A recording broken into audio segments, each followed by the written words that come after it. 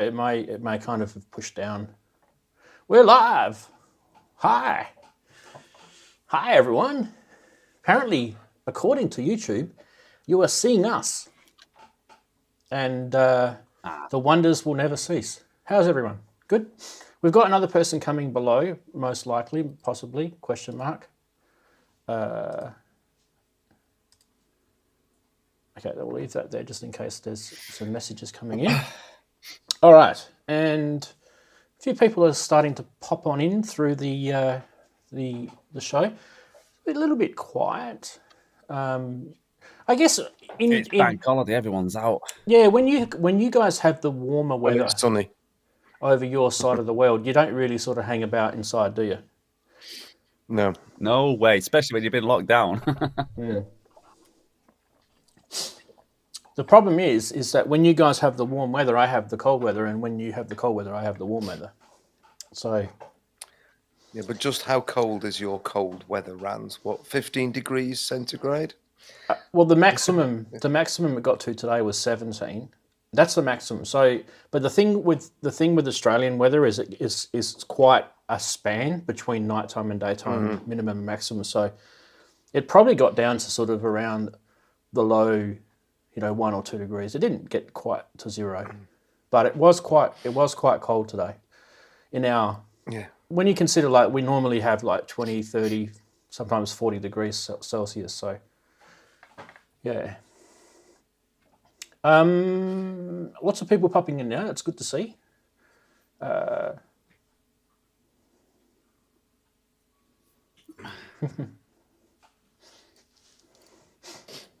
Good to see people popping in. I'm just reading the chat quickly.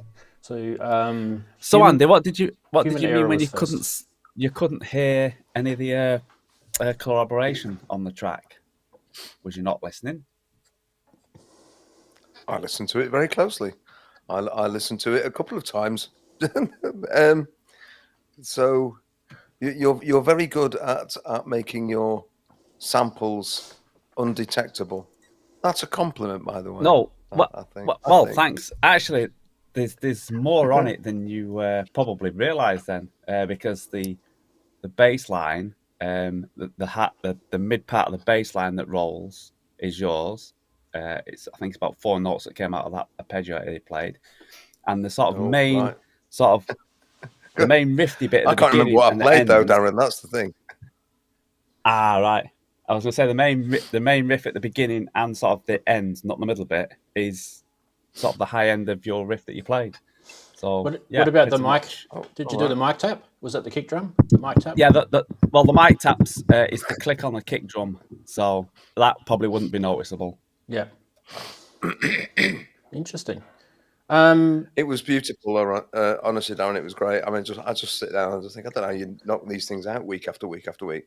Yeah, he's pretty I've been clever, working on a few little bits. And, can we, while we're talking, anyway, yes. Happy to talk, but while we're talking, let's just get the chatties to give us feedback on our audio, making sure that my level's okay, Darren's level's okay. We'll just continue to talk, and guys in the chat, you can just let us know which one needs to come up or down or whatever.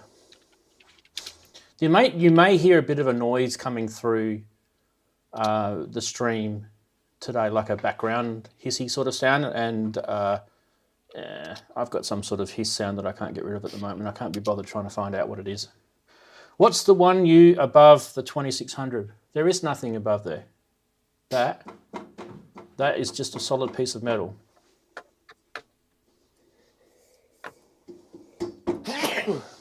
Excuse me. Sound levels all good, bless you. According to Sensient, that's okay. That's good. Quick sample it. Sample is I'm actually recording, so. Oh, put me on mute there. Sorry. Now, there might be a lot of that. Let's do this while we're doing our pre-show. So today I'm doing Tingle Top.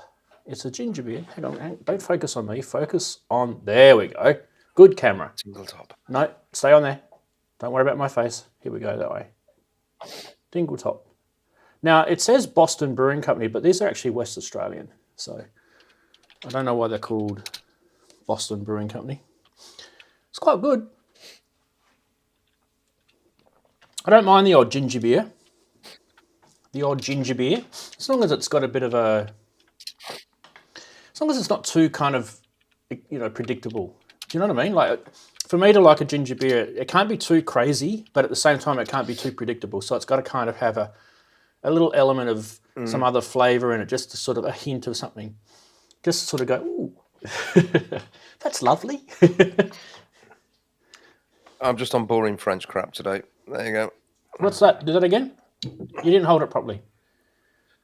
What was Twist it? Says, twist it oh, around. that way. Yeah, 1664. It's always the opposite way to the way you think it. Is that a cider? Is that a cider or a beer?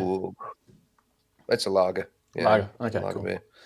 It's whatever it is. Darren's about to show us how meal. His exciting coffee cup. No, I'm just drinking coffee. So branded. Yeah. Now, Darren, I noticed there's a bit of merch happening with you. There's t-shirts and there's coffee cups, and are you going to start selling merch? Yeah. Is that what's no one happening? will buy it, so no.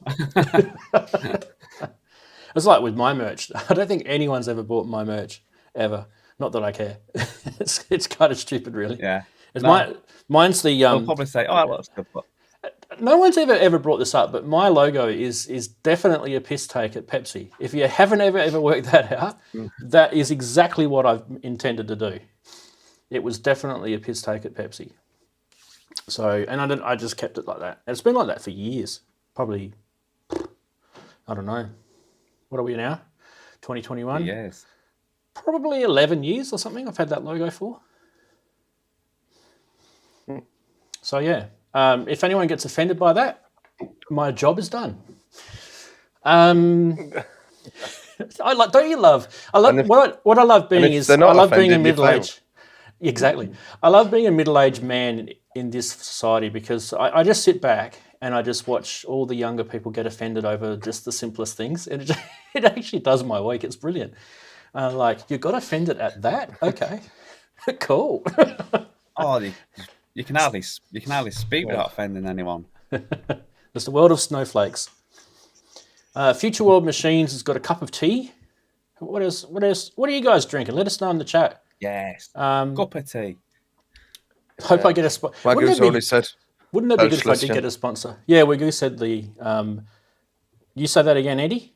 Feldschlösschen. Feldschlösschen. Beautiful. Schlösschen. Pale ale. The little castle in the field.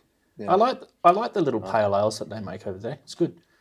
Yeah, if I do get a drinking sponsor, the show will completely be just like completely ruined. Oh. We'd have to ship it all over the world so that everyone could have a cup or a glass or a bottle or whatever the sponsor is. Yeah. But these guys could sponsor me. These guys are just down the road. When I say just down the road, it's probably like you traveling to London. But anyway, just down the road for us. It's still in the same state for us.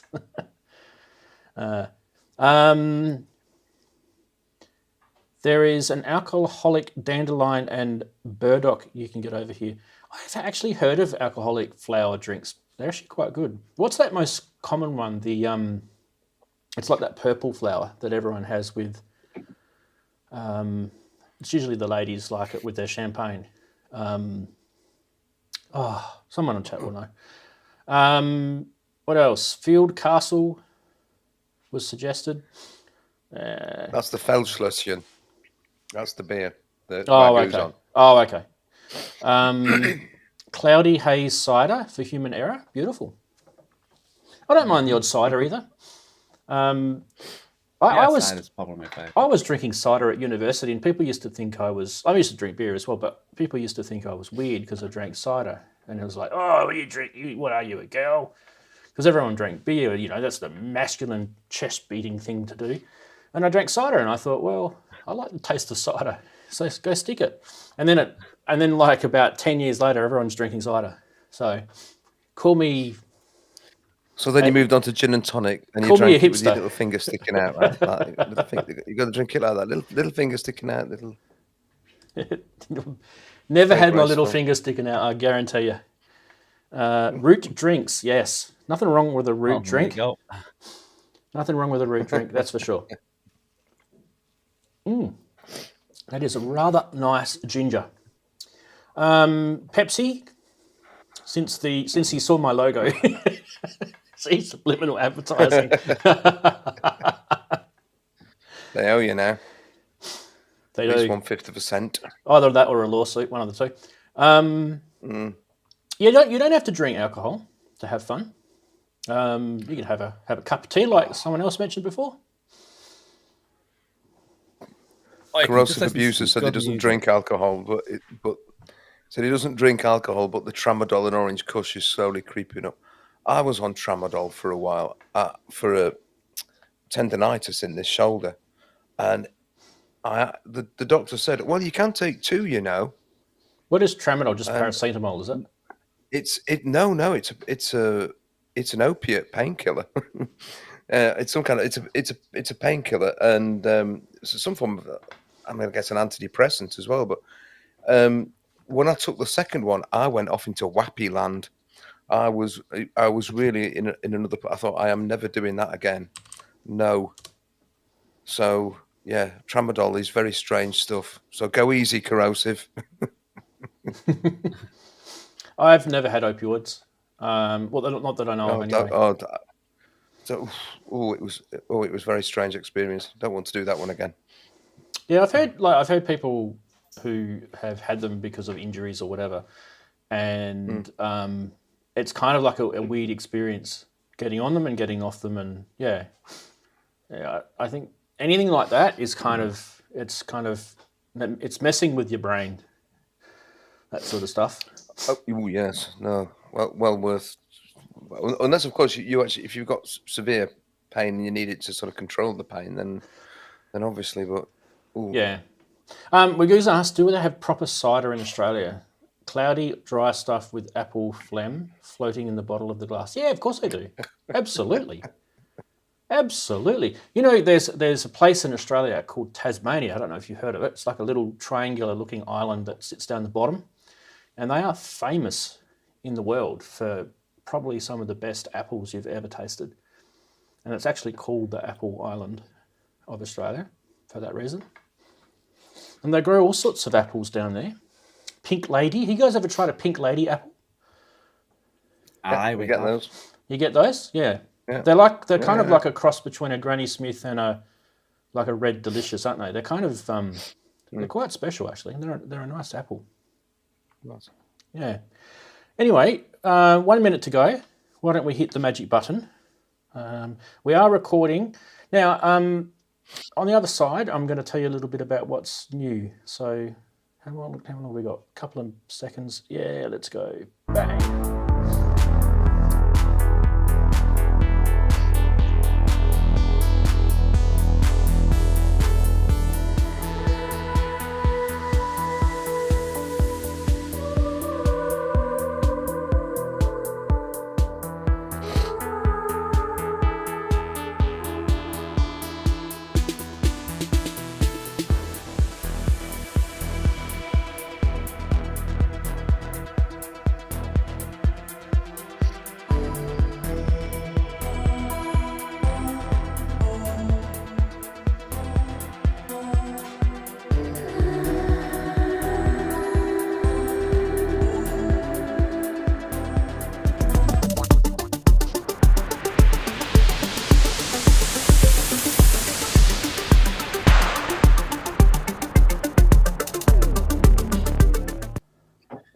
Hey everyone, welcome to Saturday.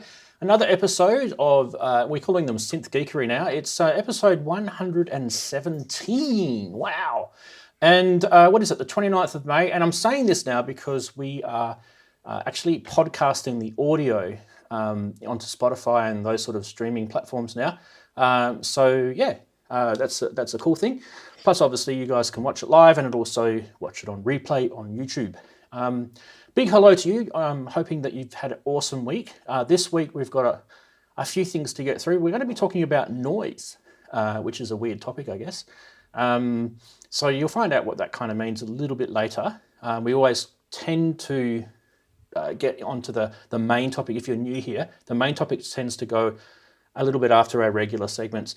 And also this week, we're bringing back one of our segments that we've done a few times called Ramsey's Rant. That's going to be a regular segment now of the show, and that will happen after our other 3 that we have. All right, but without holding up any longer, we're going to say big hello to our video guests, starting with Darren. Hello, Darren. How's your week been? Thanks for joining us. Hello all. Week's been fine. Yeah, it's been okay week. I won't say anything special. It's been dry mostly, but it's been an okay week. The opposite of here. But a quick thing. How many have we got on? We've got quite a few watching. Tomorrow, I need your help. Well, I need your help. So you need to go onto my channel when the video is normally up at 4 o'clock on a Sunday, and I need people to go through my channel and pick their favorite tracks, whether it be 5, 10, whatever. And I'd just like you to put them in the comments. So I just like to see your favorite tracks. That's if there is any favorite tracks. It might just be a big 0, and that'll make it a bit difficult. But anyway, that's what I'd like people to do.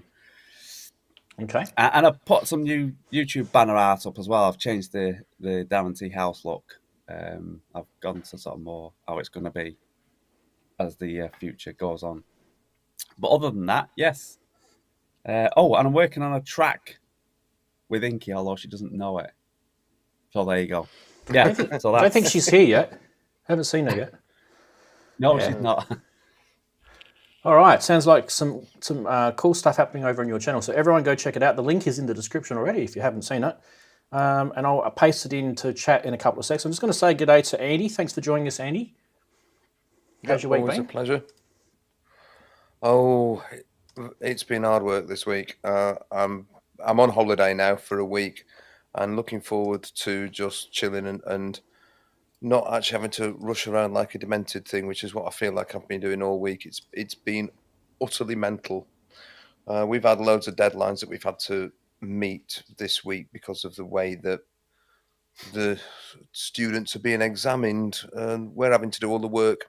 We're paying the exam boards vast amounts of money for the students, and we're doing all the marking, we're doing all the work. We've created the exams, and it pisses me off. I'm really very angry. I want to go and dismantle. Oh, sorry, I won't get on a political rant about education in this country. I'm sorry, but right. Anyway, after that, other than that, I've not done an awful lot. I thought, do you know what I'm going to do? I'm going to play with my 2 Electros because I've not played with those for ages. So I've set them up in the living room just next to each other and just playing with those like the good old days. It was a comment that was made, I think someone was saying last week or something about less is more. And I thought, do you know what, I'm going to do that. I'm just going to go and play with these 2 and see what. It's been a lot of fun. I've forgotten how sometimes I get frustrated with it, but it's been all right. But that's about me. That's okay. You're allowed to talk about you. That's fine. We do have someone else who is going to come on, and we're just waiting on that to happen. So for the meantime, we'll just have a little blank square down below. I could put the chatties in there, but before I do, I will actually bring the chatties up. We like to say hello to the chatties every week, and of course they deserve to have a good day. Well, from all of us anyway. Human Error was first in this week, so he's got the Guernsey. And then Martin Taylor came in second. Wagoo was third, Sasquatch. And then we had Future World Machines, Sensian, Native VS, Mac, Azio Head, QRDNK, Doak, 16. Who else? Actually a little bit quiet today. I think everyone's out and about. Which is a good thing. Nothing wrong with being out and about. I mean, I honestly don't understand why people would hang around with me when they could be out in the sunshine or wherever it is that they're living. I think that's probably about it. Corrosive Abuser popped in a bit later on. And we started talking about drinks. Anthony's there. So yeah, big hello to everyone. There's only a small little gathering today, but that's okay.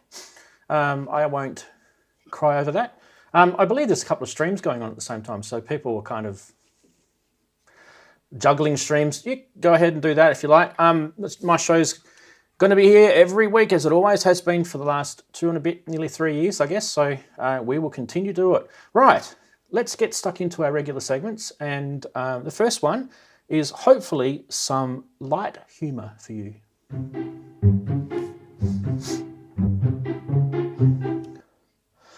Yes, as I say every week, stranger things happen, especially at the end of the internet, where these things called memes pop up. How about this one? Did everyone get who's on Facebook? Who gets these ads in their feeds? Because the thing about this is, I got this ad in my feed, and within about 5 minutes of me getting this ad, someone had screenshotted it just like I did, and then put it into the Synth memes Facebook group, which is a very famous meme group. But I thought that was quite clever. So yeah, hang your coats up. But anyway, we can. It's not. I'm not going to tell you where to buy them from. That's for sure. I thought this was cute. The metronome. That one deserved it. I don't know where I saw that, and I think I've seen it before a couple of years ago. But I thought, put it on. I thought it was cute. We used to, when I was in the military, we used to steal people's gnomes from their front yard, and because I was in the Air Force, we used to take them overseas with us and take photos, and then send the photos back to the house with a postcard of the gnome. Oh, it was horrible. They used to get them back though. They used to take it pretty well. That was one of the little tricks we did. Right. What else we got? We've got this one.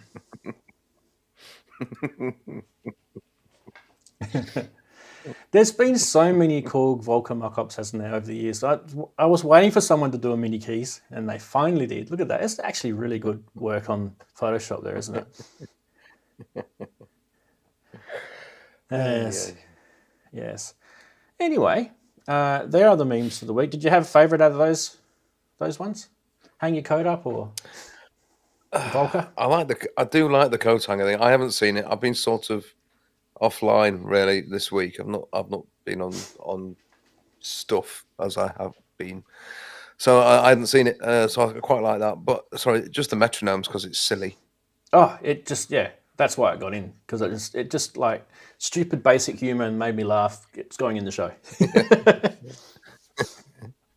Now I did have a spot for another one, but I think I'll wait for next week. Now we do have news this week, so let's roll the stinger. It's about time we had some news.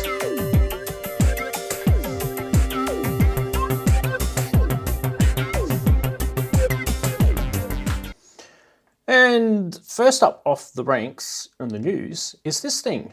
So yes, these guys we've talked about recently, and a couple of times they've been getting, send us some money, please. A few plugs. These are the Eurorack guys, and I'm just trying to get my browser to behave. Okay, Feedback Modules is their name, and MixBX is the thing that we're looking at here. It's 170 euros. It's an 8-channel mixer, and we were just talking about this the other day, which is why I thought I would put it in. Oh, joy. Rans, just looking at it straight away, I'm going, thank you, because the Hex Mix and Hex Mix Expander are so blooming expensive. And what I would really, really, really want is a small mixer. Forget EQ. Give me 2 auxiliary sends, please, with returns. And look what it's got. Stereo returns. Absolute genius. And stereo returns. So this to me... 170 euros. This to me is something that I've been waiting for, and I was literally going to go and blow like $1,000 Australian dollars on the Bafako one, and I probably don't need to now. So the kill mute. Well, yep, you've got the mute switches. Yep, exactly. Now you can't actually get these just yet. They reckon they are about 3. Well, they're saying about 3 months in this. Let's just go to the website anyway. We'll have a quick look. I can wait. Let's go to here. They're saying in this little red section here, please don't add modules or your order will be shipped in 3 months together with this. So I'm guessing it's a 3-month wait for this. But anyway, I'll wait 3 months. First 10 units will be sold at €150. Second 10 units will be sold at 160. Third 10 units will be 170. So I guess we're in the everyone's sold out mode now. Wouldn't have been nice to know about this before. So yeah, feedback modules. Give us a yell if you're gonna launch your modules. Tell us about it before they all sell out. But anyway, 35 HP, 6 mono inputs. What else we got? Mutes, 6 mute switches. Pot controls for master level, headphone level, aux 1 and return, and aux 2 return. 2 mono aux send jacks, 4 mono input jacks, and 2 stereo aux returns. And yeah, standard sort of Euro rack power. But it is based on the Boss BX. I don't really know a lot about that. So someone in chat might want to sort of elaborate on what that actually means. Yeah. That's why it's called BX. It was a small standalone little mixer. They did a range of them, 4, 6, 8 channel, small little mixers that were really quite popular way back in the 80s. The Boss BXs. So, and I hadn't made that connection just from seeing the BX. I really should have done, but I think why only a run of 30? Those are going to sell out like hotcakes if you make more of them. I'm telling you, I think it's so useful, you know. And mixing. If you look for mixer modules in Eurorack that are sort of functional just beyond volume balancing, they're actually become quite expensive. Yeah. So €170 for six mono inputs, 2 auxiliary sends. I think that's great. That ticks the boxes for me. I know Sentien's mentioned about having CV inputs on the pan control and stuff, which might be desirable and useful. I know you've got that on the Roland 500 series mixer, but I don't know, giving a pan controller tweak with your hands part of performance always was for me with my Mackie. Yeah, it's got a knob. It's got a knob there. That's enough. That's what I think. Yeah, okay. And let's face it. If it's going to put the price up, why we can get around that, can't we? If they're going to put it at that price, we don't need that. Quite. Yeah, look, I think there's kind of like a train of thought with Eurorack, and I think is you're gonna have a need to mix outside of the Eurorack world, and in your DAW or whatever like that. And you might want to multi-track and all that sort of stuff. That's not what this product is for. This product is more for the performer or for someone who just wants that master mix. It's just near your fingers. It's in your skiff. That's what it's for. I wouldn't mind actually someone doing like an ADAT, like what Expert Sleepers have done, but with more, because they're quite limited with the amount of inputs and outputs they've got. Or you've got to buy add-on. I don't like that sort of add-on business. Just do like a 6-8 channel mixer like this one here, and make it some sort of USB audio interface or an ADAT module or something. And I think that would actually be really, really cool. And add the CV panning or whatever. Okay, so we also have another thing that's popped in, and that's this thing. This is the Casa Synth. This is a DIY project, and I've got a video. We're going to skip through a few things. This is like a Yamaha arcade type FM type thing. So if you remember the Yamaha FM chips that were in the arcade machines back in the 80s and 70s, you will recognize these sounds. So let's get the video happening, and I'll just play a few Yamaha electric sounds. Piano.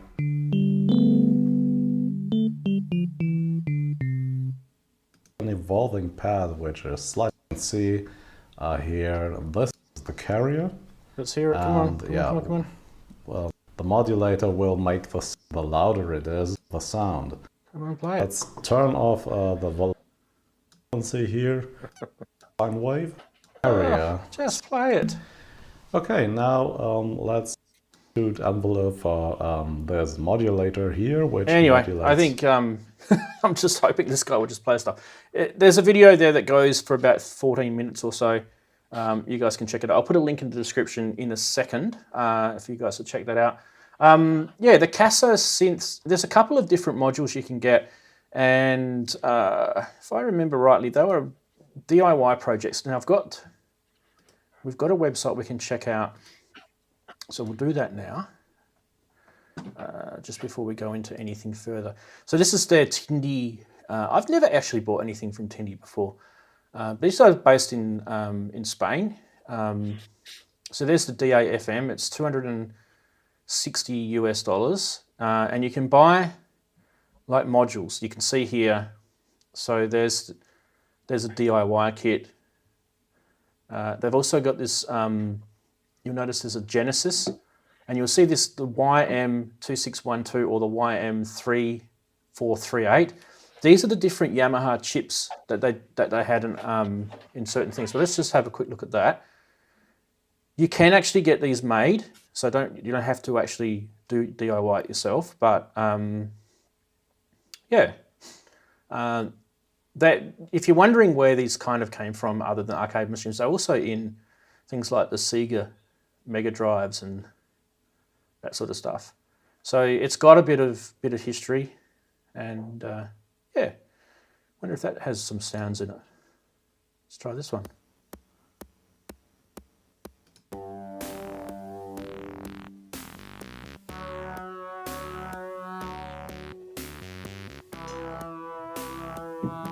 It's really quiet, isn't it?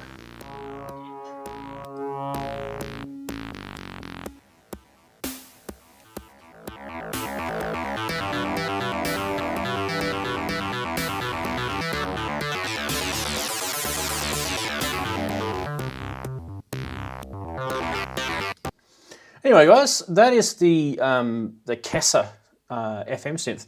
It's kind of a tiny little thing. Does that excite any of you guys? I know there's a lot of FM buzz going around at the moment. What about you, Darren? A park bench? Well, yeah, you could use it, couldn't you? Go along with the Basil, but yeah, it's all right. I don't know. I'm not these small things. I don't think it's really not for me. I don't think DIY is, and you can get it. I mean, $256 one of them you're looking at, and is that DIY? Because that's quite dear as well, isn't it? Really, for what that one's already made. I think the 260. Yeah. All right. Yeah, I think it's one of those where you could get something like that, your Bastel and a few other little things, and sit them in a little small case, and then you can take them out when you're on holiday and things like that. But I don't know. I'm not overly a big fan of the small little tiny boxes that you can't see and you can't use your fingers on, because there's no need for it in my studio, really. It's more of a sort of mobile, take anywhere, stick it in your bag type of thing. Yeah. And I don't do that at the moment, so. Right. Yeah. I mean, they're all right. I can't knock them. Yep. But you, Andy, about your thoughts? Not got any. It doesn't interest. It just doesn't interest me. I'm sure it can sound wonderful. As soon as somebody puts FM on it, I'm sorry, I just sort of just switch off. Really. Do we need? No, not my thing. No. Sorry, I'm being quite negative. I'm in a negative mood today. It's because I'm tired. I had a crap night's sleep. I've had to spend the morning running around like a blue-ass fly, and now I'm just grumpy about everything. Sorry, I'm sure it's a very wonderful little box, and if you're interested in that sort of thing, I'm sure you'll get a lot out of it. Personally, I don't think it's your opinion, Andy, isn't it? And if you're like exactly. me, you think, well, you know, they're not up to it. They're not up to it, and that's what Andy says. No. You fill with, what was it? Robin says, yeah, fill your boots with whatever you want. Yeah, not my thing. Oh, yeah. See, we're dead excited about the mixer and completely bland about the FM synth. That's. I'm just excited to actually have some news. Thanks, Sensien. Stop being regionist or whatever that is. Grumpy Northern. Well, I am actually. It's true. Yeah, like I said, I'm just happy for there actually to be some news to show you. And there are other things that are out there that are on the news, and I just think a lot of it is just stuff that we've already shown, and they're just launching it again. Or you kind of get a bit annoyed with that sort of stuff. You know, second grabs, third grabs at news articles on the same things that we've seen before. So yeah, it's a bit quiet, and I guess it's because the northern hemisphere is about to have summer. So I figure that's probably not the greatest time, not the greatest time to be launching synths. Anyway, we shall move right along. Let's have a quick look at what the chatties have been saying about some of this stuff. Mini YS200. Yeah, those little Yamaha FM chips are actually pretty popular with the retro gamers. So I can imagine these sort of products being quite popular with them. And anyone that's kind of into FM would probably like them as well. I just think it'd be nice to have something a bit bigger, something a bit like along the lines of the OP6, but actually tapping into those older sort of Yamaha FM chips with, you know, the knobs and controls, that sort of a lot more sort of usable. Instead of two sort of data encoders, I'm kind of over that minimalistic input. You know, how long have they been doing that in the industry, in the music industry? Like the Roland Alpha Juno, you know, that was the first one that we talk about throw your synth at the screen. That's the one you want to throw your synth at the screen. Like it's literally menu dive central. I'm just over that sort of stuff. I want to be able to touch a knob and it does something, and I don't want to have to remember how many clicks and then how many twists get me to the blah blah setting. You know, yes, you can have memories and doing things like that, but I'd rather actually have like you know, look at the Novation Peak, for example. It's a thing of beauty. It's well laid out. Things that have been well laid out is what I like. Well, so speaking of well laid out, I mean, on that tune of digital parameter access, I don't know if anybody saw Bad Gear's thingy on the Poly 800. The thing about the Poly 800 is you've got a few buttons and a knob, and yet all the parameters are laid out on the front panel very clearly with the parameter number and the parameter range. So you just hit the parameter button, type in the number, and change it. And it's actually really easy. The Korg with those style of instruments, and that was the same for the Poly 61, the Poly 800, the DW6000, the DW8000, and I think, I don't know if the EX8000 had it, but that all the parameters were laid out on the front panel like that, were actually dead easy to use. It wasn't quick, but it was easy. But I remember with the Alpha Junos as well, that it looked like it was going to be the same thing, but it's not. There are buttons, but they don't directly. It was a lot harder to work out, and I think Roland got that sort of slightly wrong. Oh, they got it drastically wrong. But yeah, we don't want to be menu diving anymore. There doesn't seem to be any real need for it. It doesn't make sense. I mean, look, unless you're kind of one of these people that wants to have hardly any gear on your desk, and you like getting those little modules, you might as well just go in the box and just buy VST licenses if that's what you want to do. I actually would prefer to have lots of knobs, lots of sliders. That's me. That's what I like. Beautiful. All right, let's get on to the next segment. We've got some stuff to go in Price Watch. Now, Price Watch is actually all completely user submissions this week, which is awesome. So let's go check it out.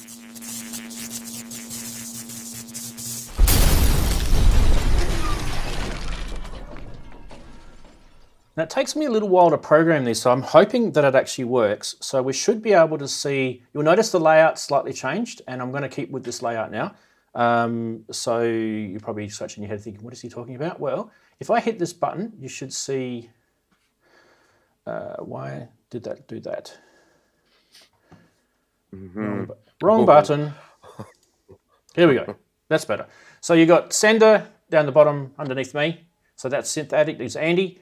And he's sent in this one. Now, he's actually sent in a few, so I'm going to span those out over the next couple of, hopefully the next couple of weeks. So if you want to send your Price Watch in, or even if it's a scammy thing, what you've got to do is you can either social media it to me, message me on Discord, or email me like most of these guys are doing. And make sure you screenshot it, like I said before the other day, when we had the show. If you screenshot it, a lot of the information stays as you've seen it, because things can be removed by the time I get to it, or the locale settings change or whatever.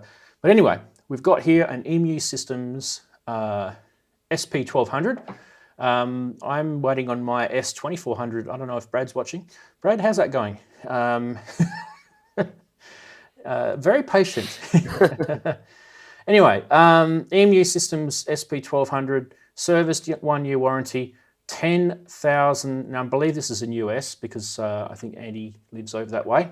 So that's a lot of money for a sampler. That's getting stupid. For a limited sampler. A limited sampler. That's a good point. A good point. All right. So I'm really enjoying these user submissions, not because I'm lazy, but because it actually means that people, watch the show. So Ken, who is probably on his way in, no, he's not here yet. He's sent me this one. This is a Moog Sub Fatty. This is not the Sub 37. This is a Sub Fatty. But it does have. It threw me at first because when he sent it to me, I said, "Isn't that a Sub 37?" He said, "No, read it." So $2,000 for a Sub 30, only because it's got wooden sides. I think it's starting to get a bit stupid. And that's his submission. So thanks very much, Ken, for sending that in. How much would it cost to make your own wooden sides? Not a lot. No, and it's not like A bit of effort. Not $1,000 US. No. Yeah. Who else do we have? We have this one from Transceive, who's Steven. Big hello to you. We have got this Jupiter 8 stupidness. This has to be literally the most stupidest. Let's call it Jupiter 8, right? It's either just make the freaking synth again. Seriously, just make it again. It's not that hard. It's an 8-voice polyphonic synth.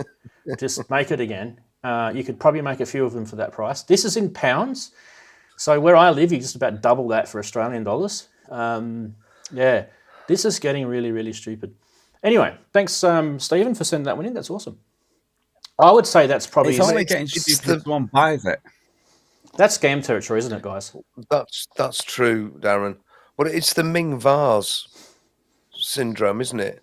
I mean, they are beautiful and they are rare, therefore people will pay. I mean, in my mind, there is no doubt the Jupiter 8 for me is the single most beautiful synthesizer ever designed. It just makes me go slightly gooey every time I see one, even with that price attached. It's not the sound. We know they sound amazing, but it's the aesthetic of it. It just reminds me of synth lust in the 1980s and just, I'm sorry to use this phrase, but it's proper synth porn every time you see a picture of a Jupiter 8. It's just a thing of beauty. Yeah, it's a nice looking synth. And that's why I think it's still commanding stupid prices. I mean, now really stupid prices. Let's go to the last one. This one's from Lisa, who's in the chat room. Now, Lisa sent a couple of in, but we'll do this one this week. Right, I'm selling mine. This is stupid, right? This Wish company. Anyone want to buy one? Who gets the Wish things in their Facebook feed? Like some of the most scantily clad women wearing bizarre outfits. There's actually YouTube channels now who are actually making, good subscriber counts based on buying things from Wish, and when they actually arrive for real, they're nothing like what the photos are. So I wouldn't be surprised if you got this. This is like a fridge magnet, and it's the sort of stuff that Wish would do. I think Wish are actually a Russian company, if I remember rightly. Anyway, someone can correct me if I'm wrong. Nothing against the Russians. Big hello to the Russians who are watching. But that's it, yeah. So all of them use the submissions, and I think that's awesome. So keep them coming in. Like I said, all you've got to do is email me or the Discord thing or the Facebook thing, and you'll get on the show. Which isn't it might be the highlight of my week, but it probably won't be the highlight of your week anyway. Okay, and we do have a new segment. Well, not a new segment. It's actually a rebirth of an old one. So let's roll the stinger. You guys might remember this one.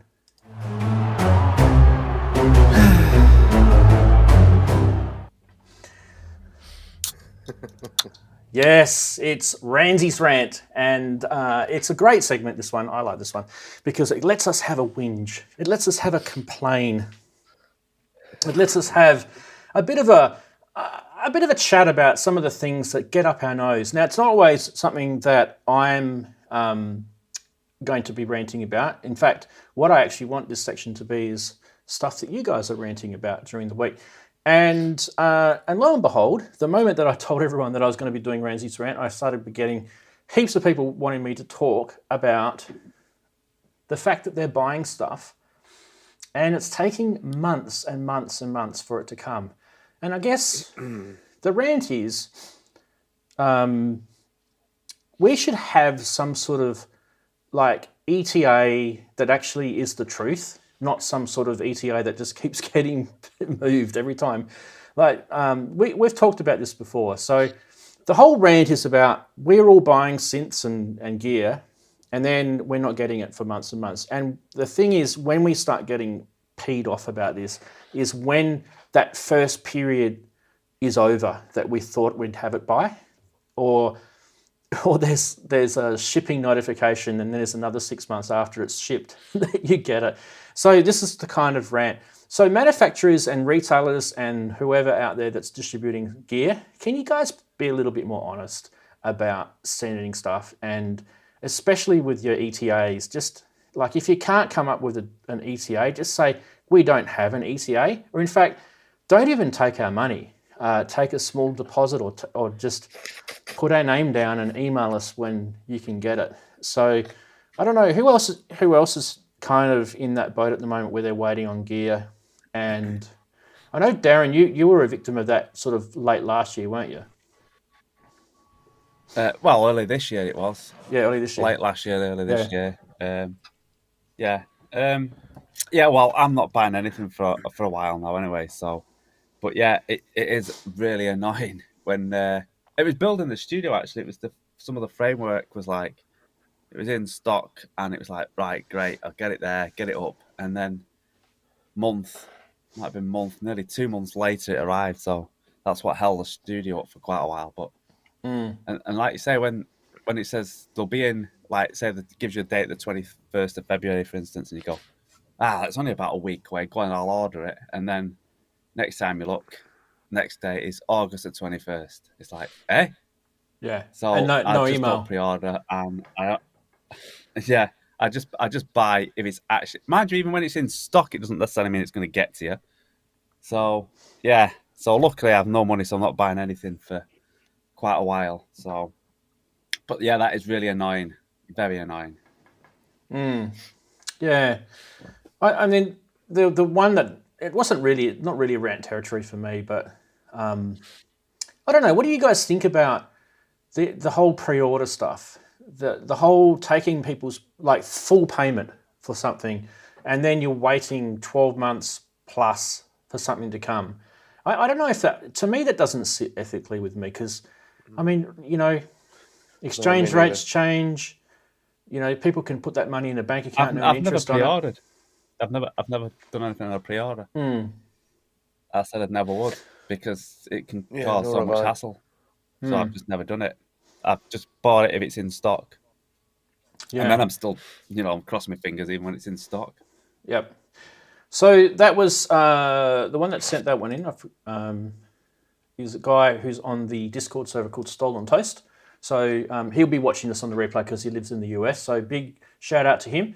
If you do want to put a rant in, you can even have photos, you can have evidence, you can show whatever it's about. We'll easily find a rant every week. I think let us know in the chat if you enjoyed the rant segment and come up with some good ideas and what we can actually put in there. I think it'll always get controversial, this one, and I like a bit of controversy.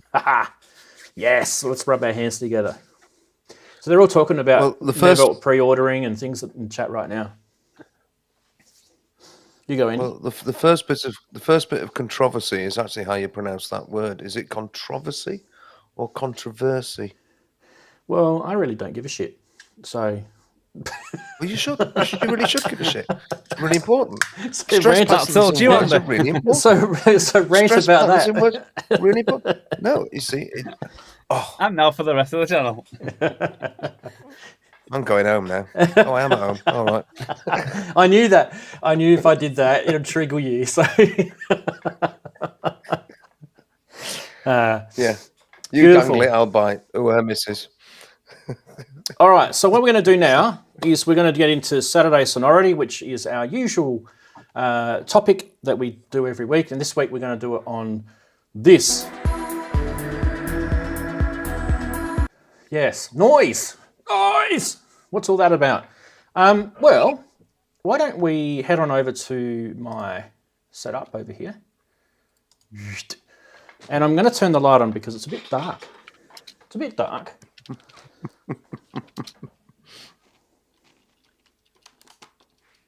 Oh, there we go. Let's shed some light on the matter, shall we? Now, how am I going to do this without getting in the way of the camera? What I mean by noise, well, I mean, you could talk about any type of noise, really, and it would be a topic.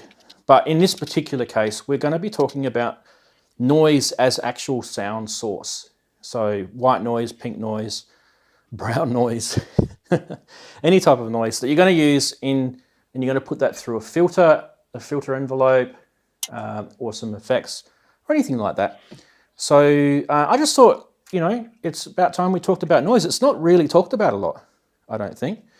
And just to sort of get the conversation and the juices flowing, what I thought I'd do is I'd show you guys, I'm going to sneak underneath the camera here. So I've got the Dystopia here, which is the pink one, and it's got two noises that it can generate. Plus it also has a bit crusher in it too, which to me is kind of like the ultimate noise module, if you like. So there's that one. And next to it is the SID Guts Deluxe. Now that's actually a 6581 SID chip in there, a real one, not a fake one. And on here we've actually got the noise waveform, if you want to call it. Now the thing about the SID is that the actual noise waveform on the SID is actually pitchable, which is a I actually really like the sound of the SID's noise waveform. It's actually really, really cool. I shouldn't really call it a waveform, but...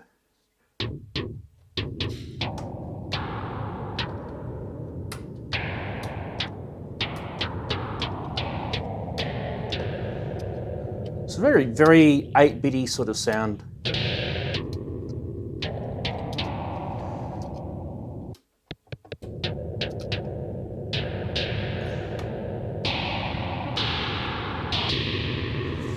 And you can hear that sort of like real 8-bitty crushed sort of sound in the background. Now I've got that going through the Behringer filter there on the 1110, just because it's next door and it's easy. And then, yeah, so we can mix noise together. So we could have,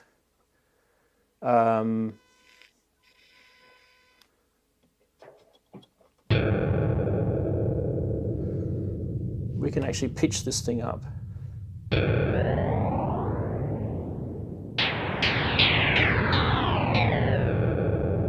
That sounds real computer gamey, doesn't it? Because it is from a computer game chip. Let's put some delay on that.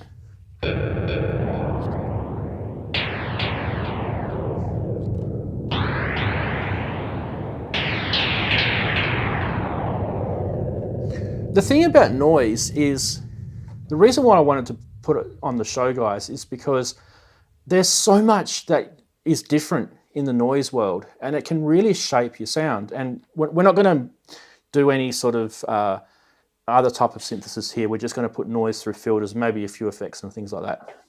But I just wanted to show you some of the cool things that you can do with noise in terms of just how it sounds. So that's the SID chip, and you can tell, if anyone's ever owned a Commodore 64 before, that's quite a very well recognized noise sound, and they used it in a lot of the gaming sounds. You know, obviously you can change the envelope of that noise.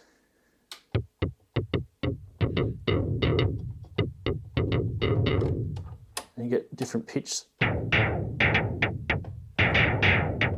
So that's how they would have got the gun sounds, and the, you know, a lot of that would have been from that noise wave, if you want to call it that. All right, and the other one that I've got in here is the Dystopia. This is the blue noise.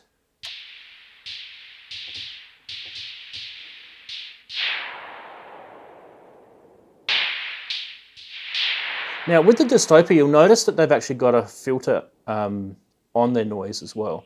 You can actually CV control that too. If I just make it max, you'll get to hear the real sort of full sound of it, the full character of it. Then I can put it through that filter envelope.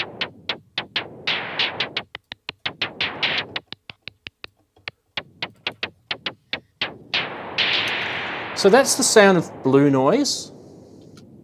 Now let's try pink noise. Seems to have a bit more bottom end, right?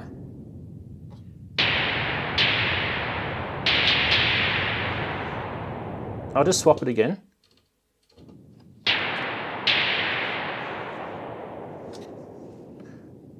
And again, pink. So there's the noise sound from the Dystopia. Now the other thing you can do too, get my head out of the way, is we can bring that noise sound through the bit crusher. So what we would need to do is crush it first and just, we'll do blue to external in. Now,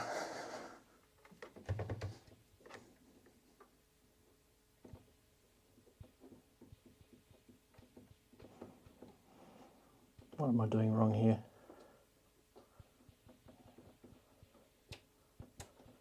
Someone's screaming at me saying, what is he doing? I've got external in. Here we go. Sorry, I thought I forgot it was DC coupled. Okay, here we go.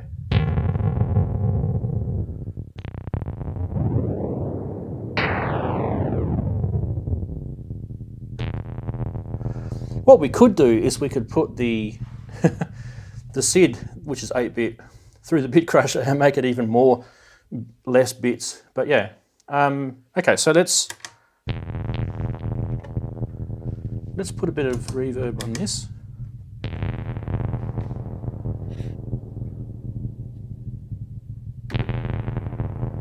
I kind of like that. That's kind of got a bit of like a thunderstorm sort of effect, doesn't it? And we'll put some phaser on that.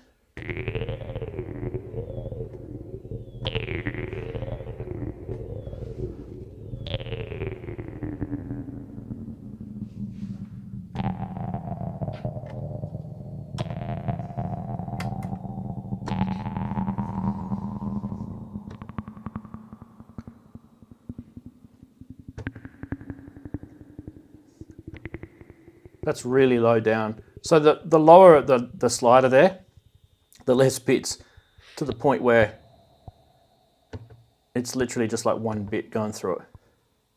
One bit of sampling.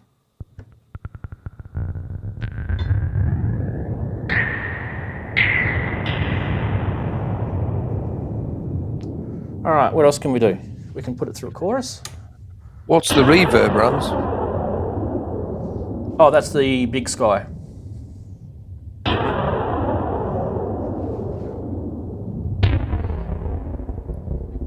Oh, that sounds cool.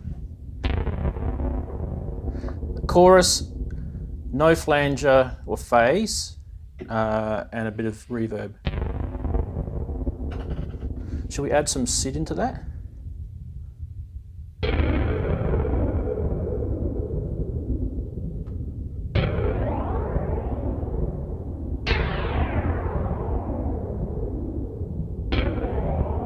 What we could do with the SID is, instead of using the MS-101, which I'm using as a CV keyboard, I might use we'll try an LFO first. We'll go to a sine wave.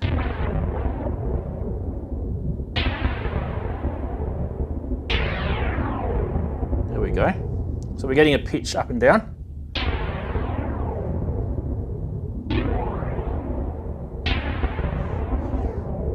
Try sample and hold.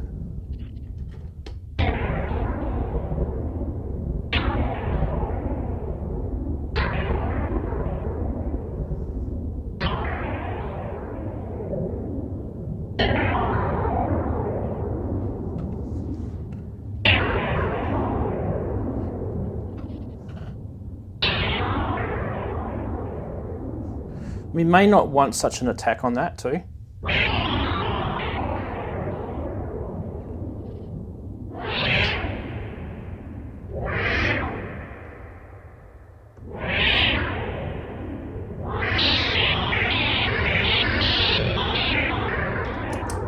Right, let's turn the reverb off.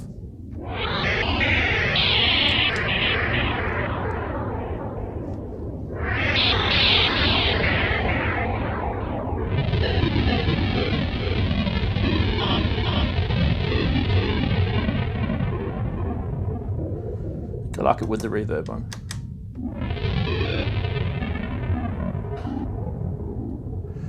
Now we've got the SID going through the Behringer filter here, so we could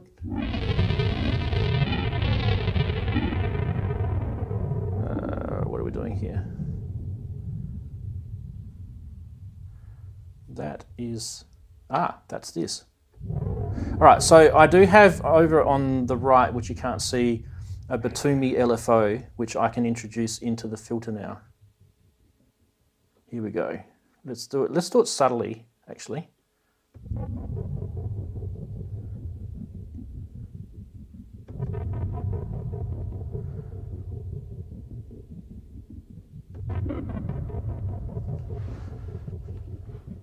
Don't forget the SID noise is generated by a sample and hold, so it's going to bounce around a bit. But the LFO, I'm going to make that change rate now. Let's make it a bit louder.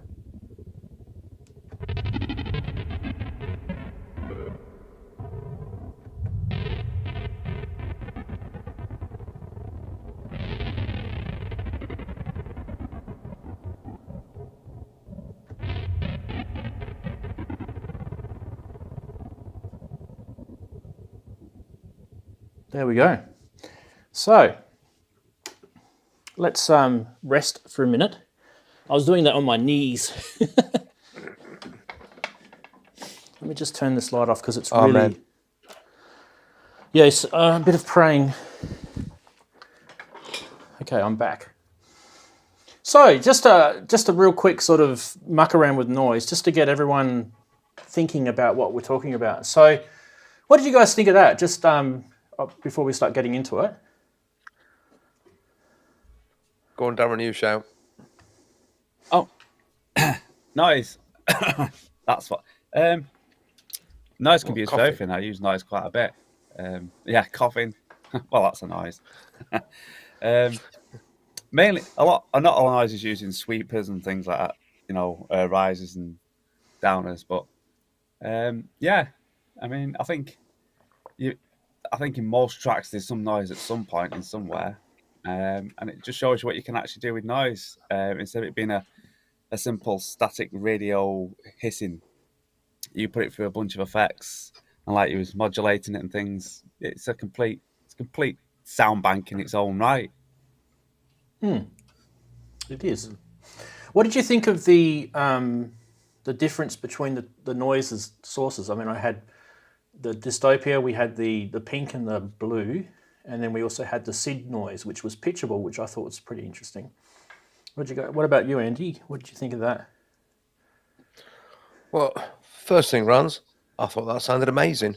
Thank you. Really, really good demonstration. Because, I mean, I've realised quite a while ago, that one thing that I have got lacking over there in my little rig is noise. I haven't got any. There's no noise source in there at all, apart from what's built into the Behringer D, and you can't do much with that other than within itself. So that's something that I'm definitely in my next module purchase is going to address. And you've got noise in your Pro 1 above your head. Oh yes, I do. I mean, but that's not. Excuse me. That's not integrated into the modular rig at the moment, and I'm not really necessarily planning to. So I mean, just get. I mean, a couple of other people have mentioned. I mean, Matt mentioned the depth for noise module, which is one I was looking at.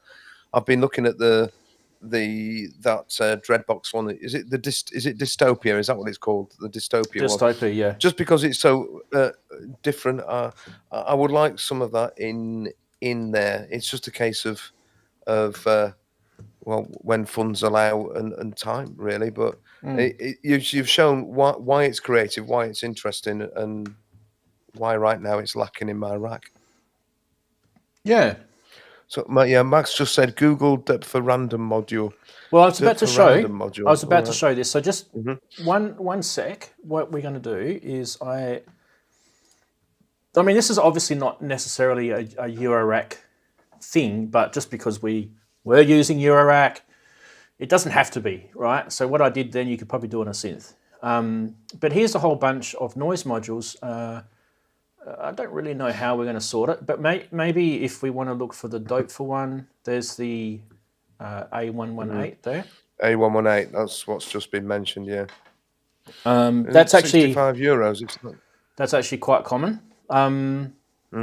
Yeah, it's in terms of there's a Behringer module that's got noise, which is relatively cheap as well, and it has a whole bunch of other duties like the sample and hold and the I was using it. Yep. So I didn't actually use the noise coming out of that, but I could have. But yeah, there's quite a lot of noise modules you can see there of some way or another, and obviously, you know, a lot of people will realise that noise is probably the very first snare, synthy sort of snare sound that ever happened, and you know, hats and all the ticky sort of sounds that you get in sort of synthy percussion. So we haven't even gone there. We'll go there in a sec if you want to. I thought also we'll have a look at what the chatties are saying, because I just didn't really know how well received this topic would be, because by the way, just looking at chat, I just noticed that Wagoo popped a 5-pounder in there, so big thank you to Wagoo. That's much appreciated. Now I'm going to have to scroll back. So yeah, it's been quite a long time. Okay, so Asia had mentioned the Sherman filter bank. They're expensive though. Let's be fair. They've been around a long time, but a beautiful piece of kit. Oh, absolutely, yeah. They've definitely got themselves a name. Yeah. Anyone else? Yeah, the mixer noise feedback technique is a good idea. That's for sure. That's what Max said. Oh, that's interesting. What does he mean by mixer noise feedback? I'd be interested to know about that. You can generate noise from pretty much anywhere, but you can generate noise from impedance and from you know, I see. digital noise, you know. and then you can actually use that as a source. Yeah, bit reduction. I like playing with bit reduction, especially with noise, because it really brings out the most in a bit reduction, because noise is such a fulsome waveform. It's so, you know, it's hitting all those frequencies randomly, so it really does bring out the best in bit reduction. Paul's mentioned Tomita famously used noise to create its whistling timbres used on the Snowflakes Are Dreaming album. Yeah, and also whistling.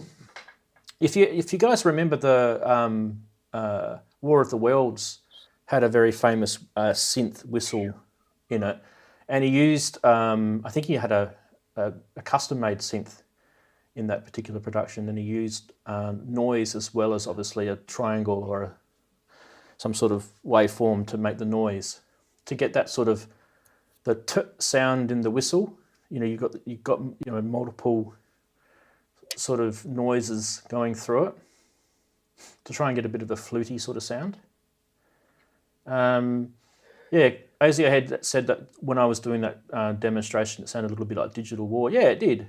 And that's the thing, you can have a little bit of a muck around with noise, and then before you know it, you start thinking.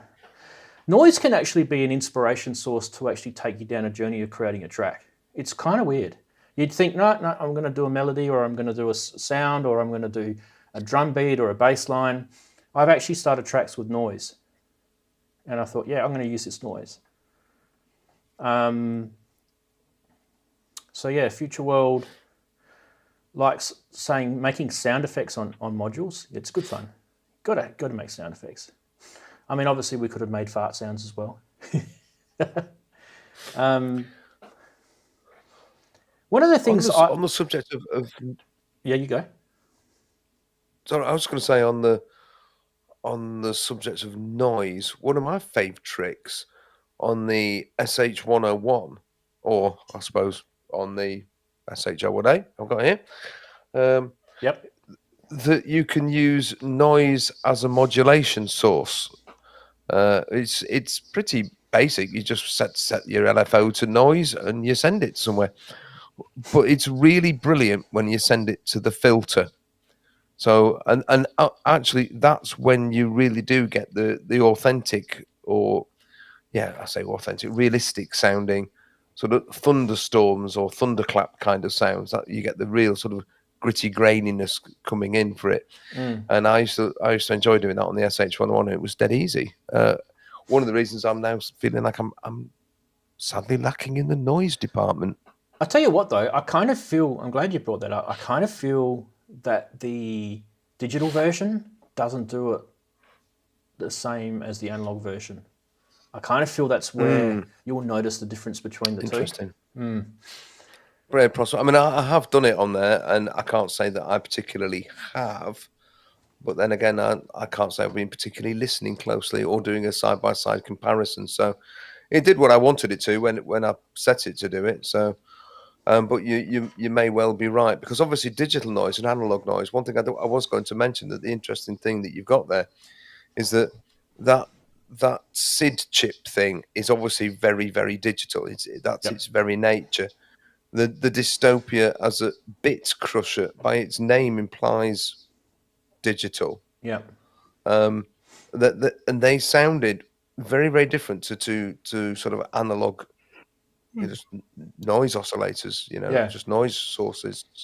So like I said, we can try that Behringer 11 the Behringer System 100 module, which is a clone of the System 100, and see what the noise sounds like. It'd be probably very similar to the SH-101, I would suggest.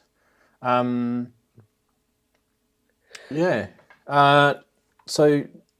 Wagoo's talking about modules that have been discontinued in here. Which one was it, Wagoo? I noticed there's a discontinued Euro module that uses radioactive source to generate noise. Yeah. Whereabouts is that? I'm trying to think where it is. Is that the disc? No. Should we do a page search? Radioactive noise. There you go. The RF Nomad is a shortwave RF receiver. That's not it though. It's an FM radio. No, I didn't see it in there. He'll point it out. Why not put the chat in the bottom left hand? Yeah, we were going to we're going to have Ken on the show, but it doesn't look like he's going to make it. So I kept it blank for him. But I can do that. I've just checked. I literally just checked 5 seconds ago, just before you put your comment up, to see if he was still coming, and he hasn't come yet. But anyway, that's okay. Boom. There you go. That makes people happy when I do things that they suggest. Right. Okay. Let's go across back over to the modular, and we'll have a little bit of a play with the Behringer noise. The Behringer.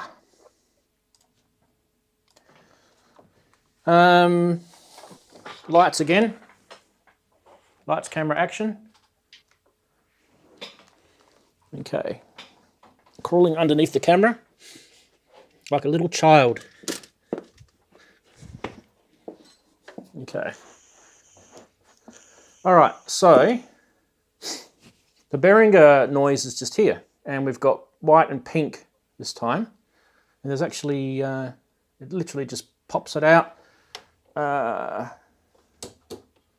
we'll go white, and we'll turn off the SID.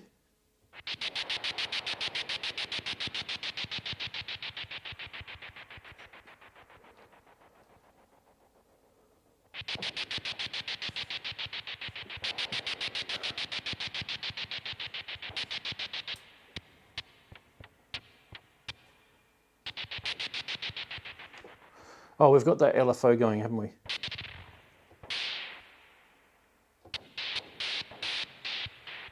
Let's turn that off for a minute.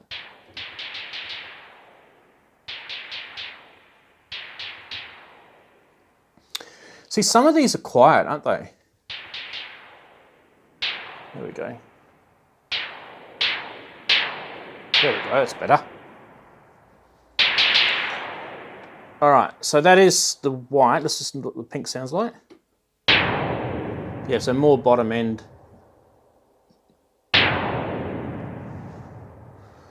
Sorry, I had reverb on. People throwing their synths at the screen because I had reverb on. There's no chorus, no effects at all, except for that filter envelope. Okay, we can even turn the filter envelope off.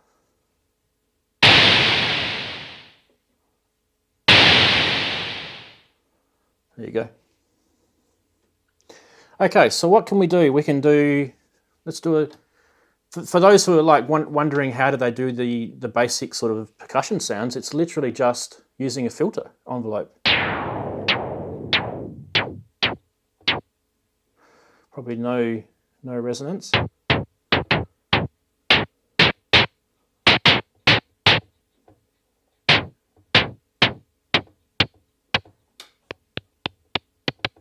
So you can get very snappy.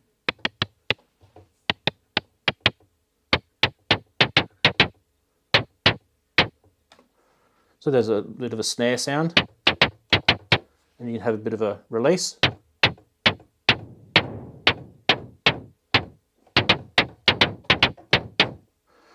And you can make it kind of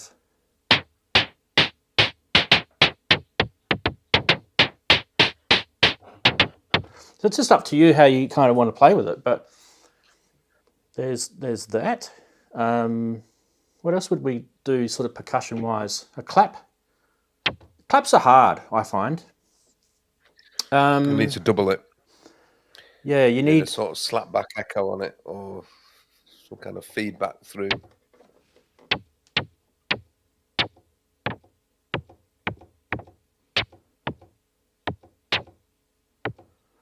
Okay.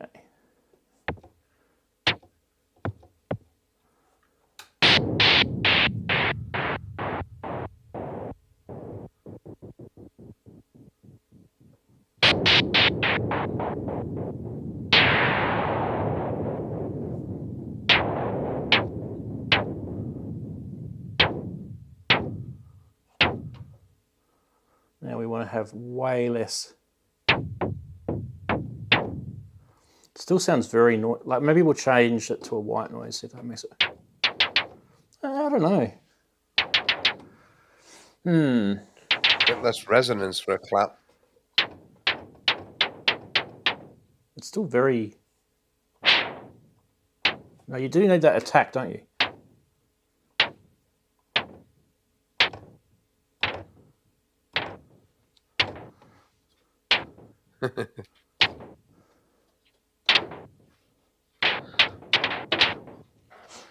I'm failing at getting a clap sound. What's that module that's got the very, very fast delay time?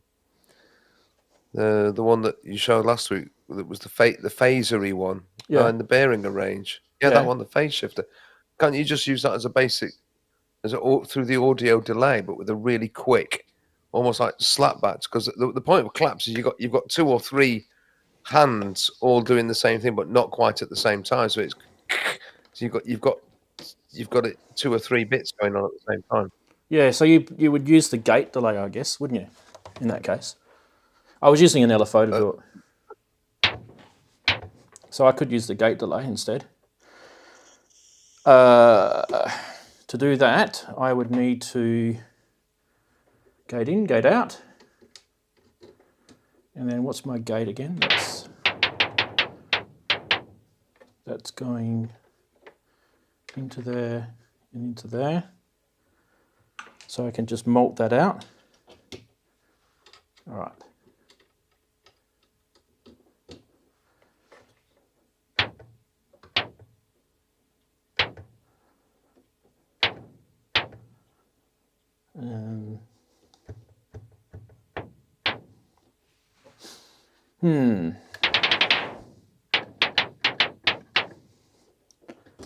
Maybe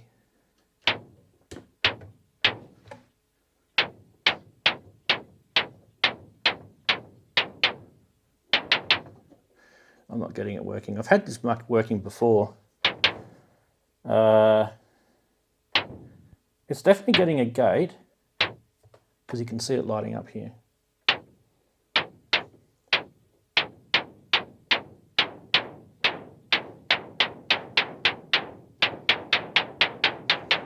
No. I know what you're saying, Andy. I probably would use that, but I'm just thinking the way I've got this set up, it's probably not going to work. Stick them into the in and out of the audio delay and see what it does. Oh, it's going to be sort of flangey sounding, but yeah, I can.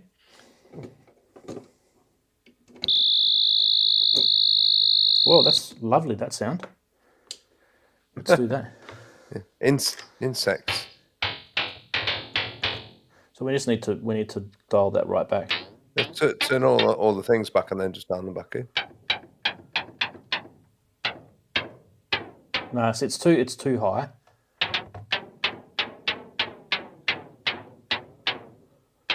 Yeah.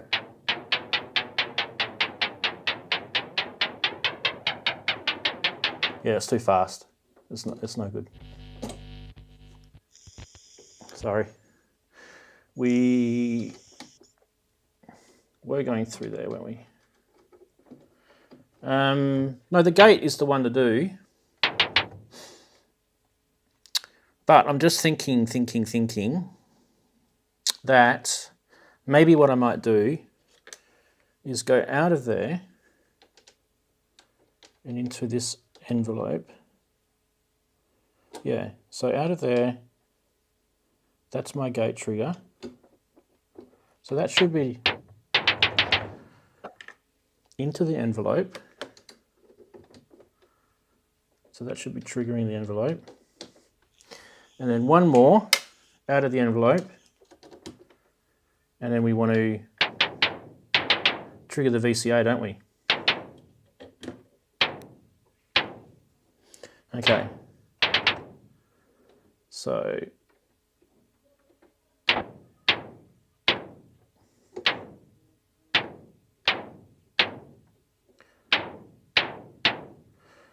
I'm just not getting that triggering. I don't know why. It's weird.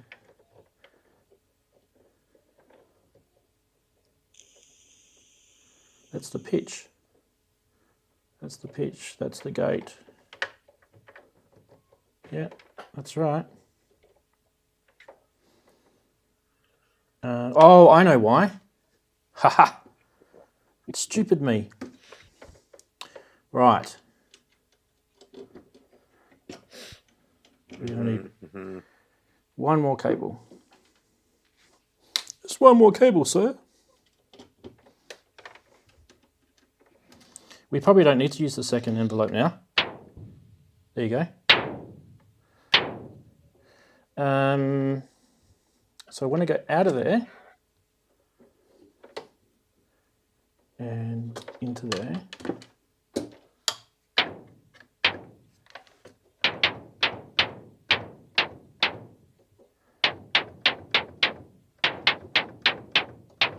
Still not doing it. You little bugger. I can't be bothered trying to troubleshoot why it's not working.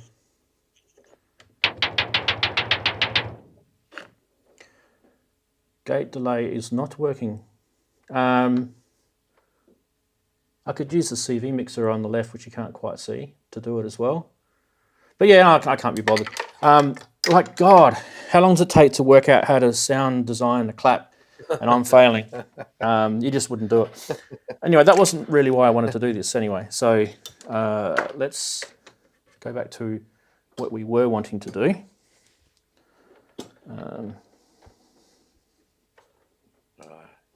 Rip it up and start again. Okay, as long as that's working, that's good. Okay, good. Right, now, so what were we doing? We were doing the Roland sounding noises. So that was white, that was pink. What were you sort of saying, Andy? You thought the other noises sounded a bit more digital and this one sounded more... Oh yeah, I mean, there's the difference in the sound of the noise coming straight out of that Behringer module was immediately noticeable, particularly that pink noise. That pink noise sounded great. But I mean, using noise to modulate the cutoff, you'd have to have noise going into the cutoff as well, but noise going into the filter, and then noise modulating the filter, perhaps from a difference. So you might want, if you take the, You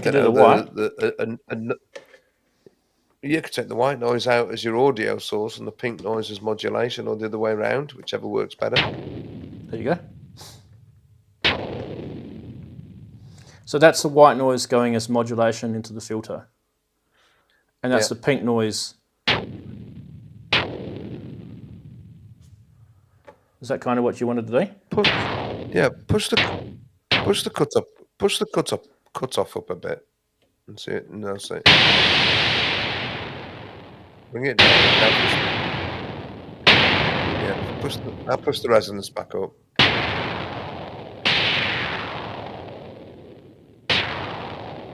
Are you trying to make a sort of thunderstorm sound, are you? Oh, it's just that sound that when you get the filter sort of gritty grunging on the... Let's swap them round. Let's have the pink noise going through the filter and the white noise, yeah. Oh yeah, that's more grungy.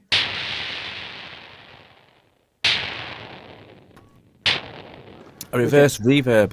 That's cool as well. Oh, that'd be interesting. I can actually do that on the big side. No, stick it on. If you can. I'm going to add the sit in now. Yeah. Now we're into bombs, aren't we?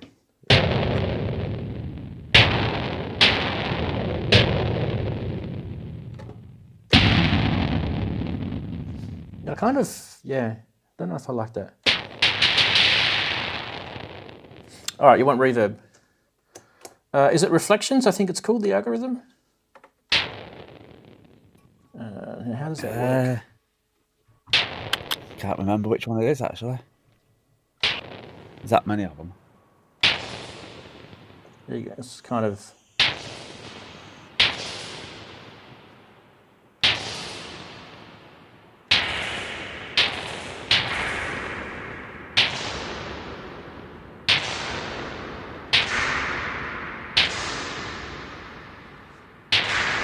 That's not reversed, is it? No, it's not reversing it. Oh, it's changed to shimmer.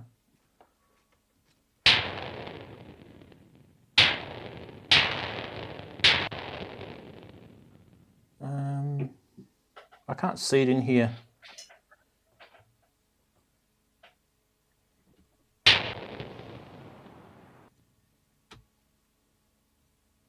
It's not magneto. There you go.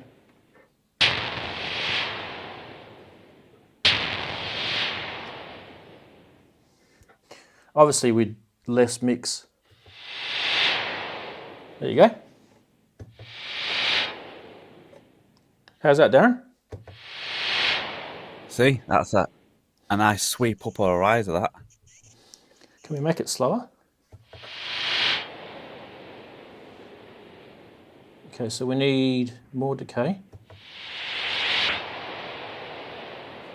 Less release.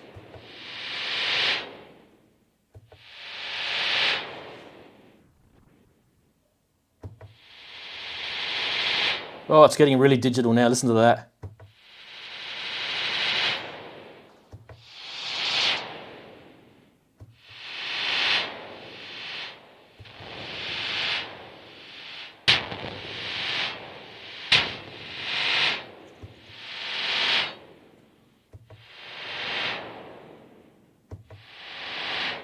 Anyway, lots of fun. Let's go back to the seat. I'm getting sore knees. Ugh.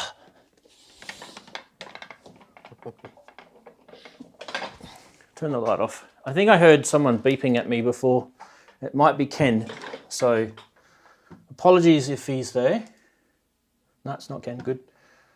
We will go back here. Yay. Let me just change my headphone around. No, it's not Ken. Good. So more noise. Who's enjoying noise?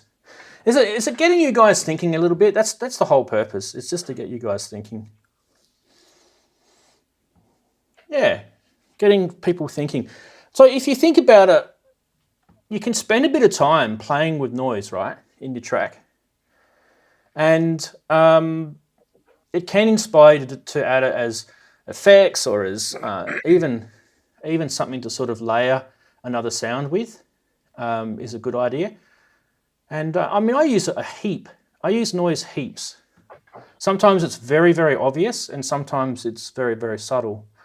So one of my most common subtle examples is where I've used noise with like a sawtooth waveform, and you'll just have a little tiny bit of noise just to grip the filter a bit, because sometimes the sawtooth doesn't grip it enough, and it depends on the synth too, because some sawtooths in some sense are kind of gritty enough, you don't need it, and others are a bit too smooth, so you might need to add a bit of noise in there, just subtle, just to grip onto that filter, and it really just, yeah, I like it. It's good fun. And I mean, I just thought it was a topic that we haven't really talked about. I don't really see a lot of YouTube videos or people talking about noise so much, so I just thought it definitely need to be on there. It's good to do.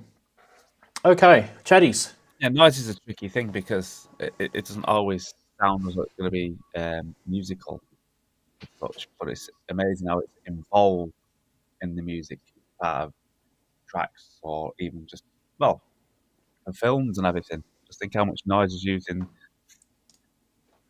films and things like that as part of Foley. And yeah, there's a lot of, when you think about it, there's a lot of noise out there in more ways than one. Well, yeah. How many of us have heard Mars by Gustav Holst? All of us, of course. Yeah. Everyone must have heard that. Well, the directions to the strings in the score is con legno, which means with the wood. So what they're actually supposed to do is turn their bows upside down and hit the strings with the wooden part of the bow. So you get what that actually gives is a much more brittle noise, totally unlike the usual violin, which is introducing a sort of percussive noise element into the sound of the ding ding ding ding ding ding ding ding as they're hitting their violins. So even back in orchestral scores, they were doing things like that. Yeah, and I think the other thing that you're kind of hinting on there is the physical modeling side of it, right? Because that's kind of when you're talking, like we were talking before about making the clap sound, and for that to be done really, really well, to have some sort of physical modeling system in your U-rate would actually be pretty cool. I mean, physical modeling synths are another topic as well, but yeah, I don't know. I kind of feel like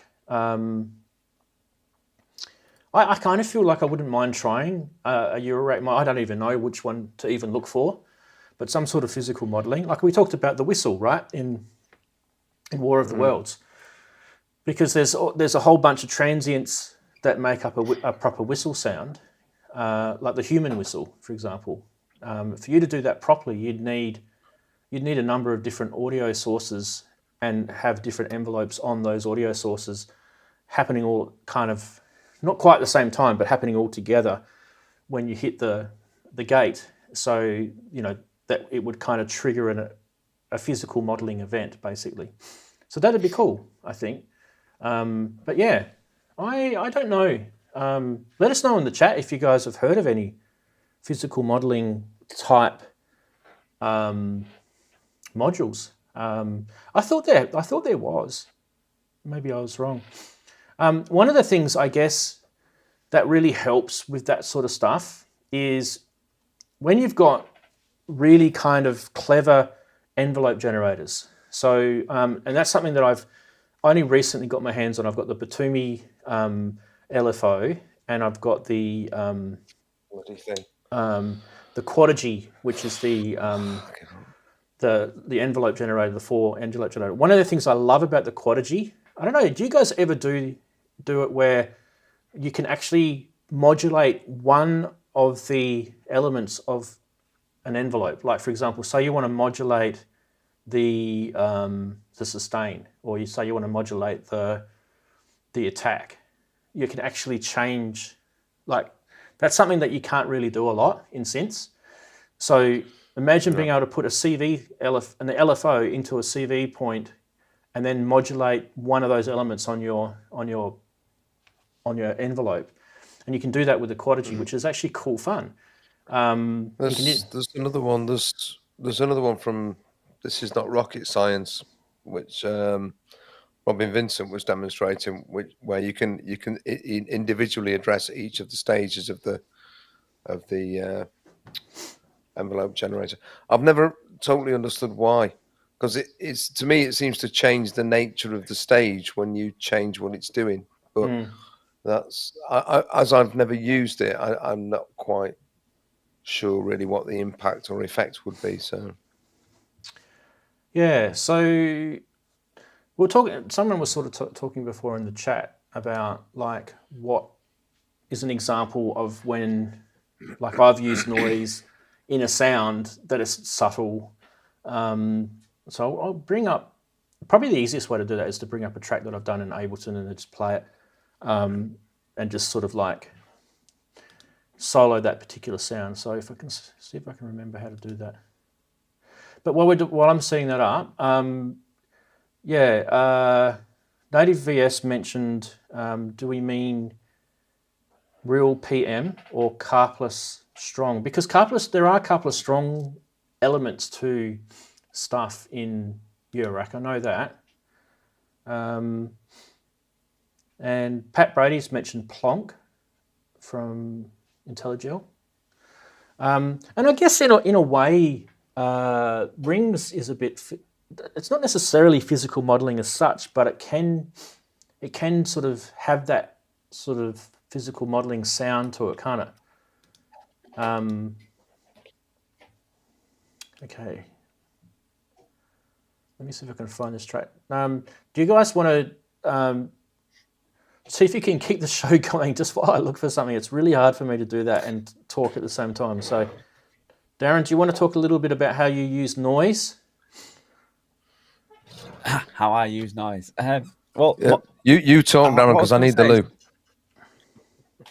Oh, right. Well, one of the noises that I've used, but I've not even released the track, so I can't really explain that. But it's just a white noise that's running through a filter and then LFOing to get a sort of rhythmic pattern in the sort of atmosphere behind the track, and that works quite well, especially if you sync it to the a hi-hat pattern or something like that, so that you're getting a sort of syncopated sort of hi-hat with a white noise, or well, any sort of noise in the background. I've used that on 1 or 2 times on a track. Like I said before, rises and things like that is pretty much the mainstay of noise. I think everyone uses that, but more noises than one. So you're like layering different noises over the top to create that lovely sort of build up, explosions, the noises on there. I mean, it's when you start thinking about when you write a track and when noise is actually in the track, you can find yourself, there's a lot of noise that you use, even without realizing it. Even if you just put in hints of noise over the top of hi-hats to give it that extra crispness. But yeah, I presume you're going to show us your track that's got this noise in it, and I presume you'll have done something very similar, if I'm correct in saying that. if you found it yet, Rams. Yeah, I don't know if I found it yet, but I'm just going to try this out because I need to be able to hear it, and you guys will probably hear it at the same time anyway. Let's see if it's here. And then you could also go noise is a big meaning, because if I slap on the desk here, that's a noise, but that's not the noise we're talking about. It's not that track. Anyway. Yeah. Noise from the DFAM. I use that occasionally. Yeah, because that's a good little sort of percussive module, isn't it? Yeah. And Andy, what about you in your sort of music making? Because I'm still needing to sort of look for this track. Sorry. Talk about your noise use. Actually, sadly minimal. I really should use it a lot more, and I don't. And I mean, you mentioned the Pro One. I never ever used the noise source on the Pro One. I mean, the original Pro One. I mean, I never used it. I just didn't. If I wanted noise, my instrument was the SH-101. I just turned straight to that, pushed it up, off I went, because I thought it sounded better than the noise on the Pro One. I did a long time ago create a whole drum kit of sounds using the noise source on the SH-101 and just creating bass drums and snares and hi-hat type sounds and sampling it all up and use those in tracks. But to be honest, in recent years, I've used it very, very little. I mean, I've created sort of noisy sounds, but using things like cross modulation and things like that rather than sort of pure noise. So actually what you demonstrated earlier on made me realize just how useful it is to have good noise sources. Yeah, it's important, I guess. No, I can't find it. It's not that track either. I mean, it's a noise. I wish I'd got so many tracks that I didn't know which they all were. That would be great. Oh, I just can't think of what it is. Here's a noise sweep anyway.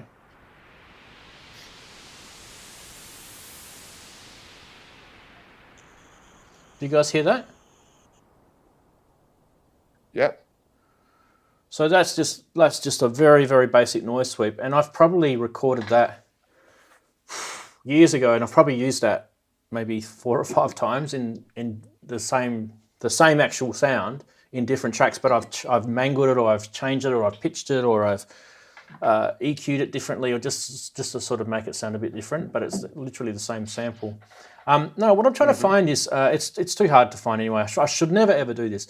Should never ever think of something, and before you start your show, you should have everything prepared. I was trying to find a sort of synthy sound that I use that's got like a real sort of noise in the background that sort of brings up the oscillators a bit more. And it's in one of my tracks that I've released commercially. I thought I'd show you it, but I can't find it just off the top of my head because I can't think of what the track's called. But anyway, See, that's again, okay. That's an interesting point, Rans. The SH-101, adding noise into a pitched sound was very effective. Far, far, far more effective than it ever was on the Pro One. And the Pro One, it just made it muddy and sounded horrible, so I never did it. Probably because the way they implement the noise on the Pro One wasn't as intuitive. It's just in the mixer. Yeah. It's just, you just mix it in.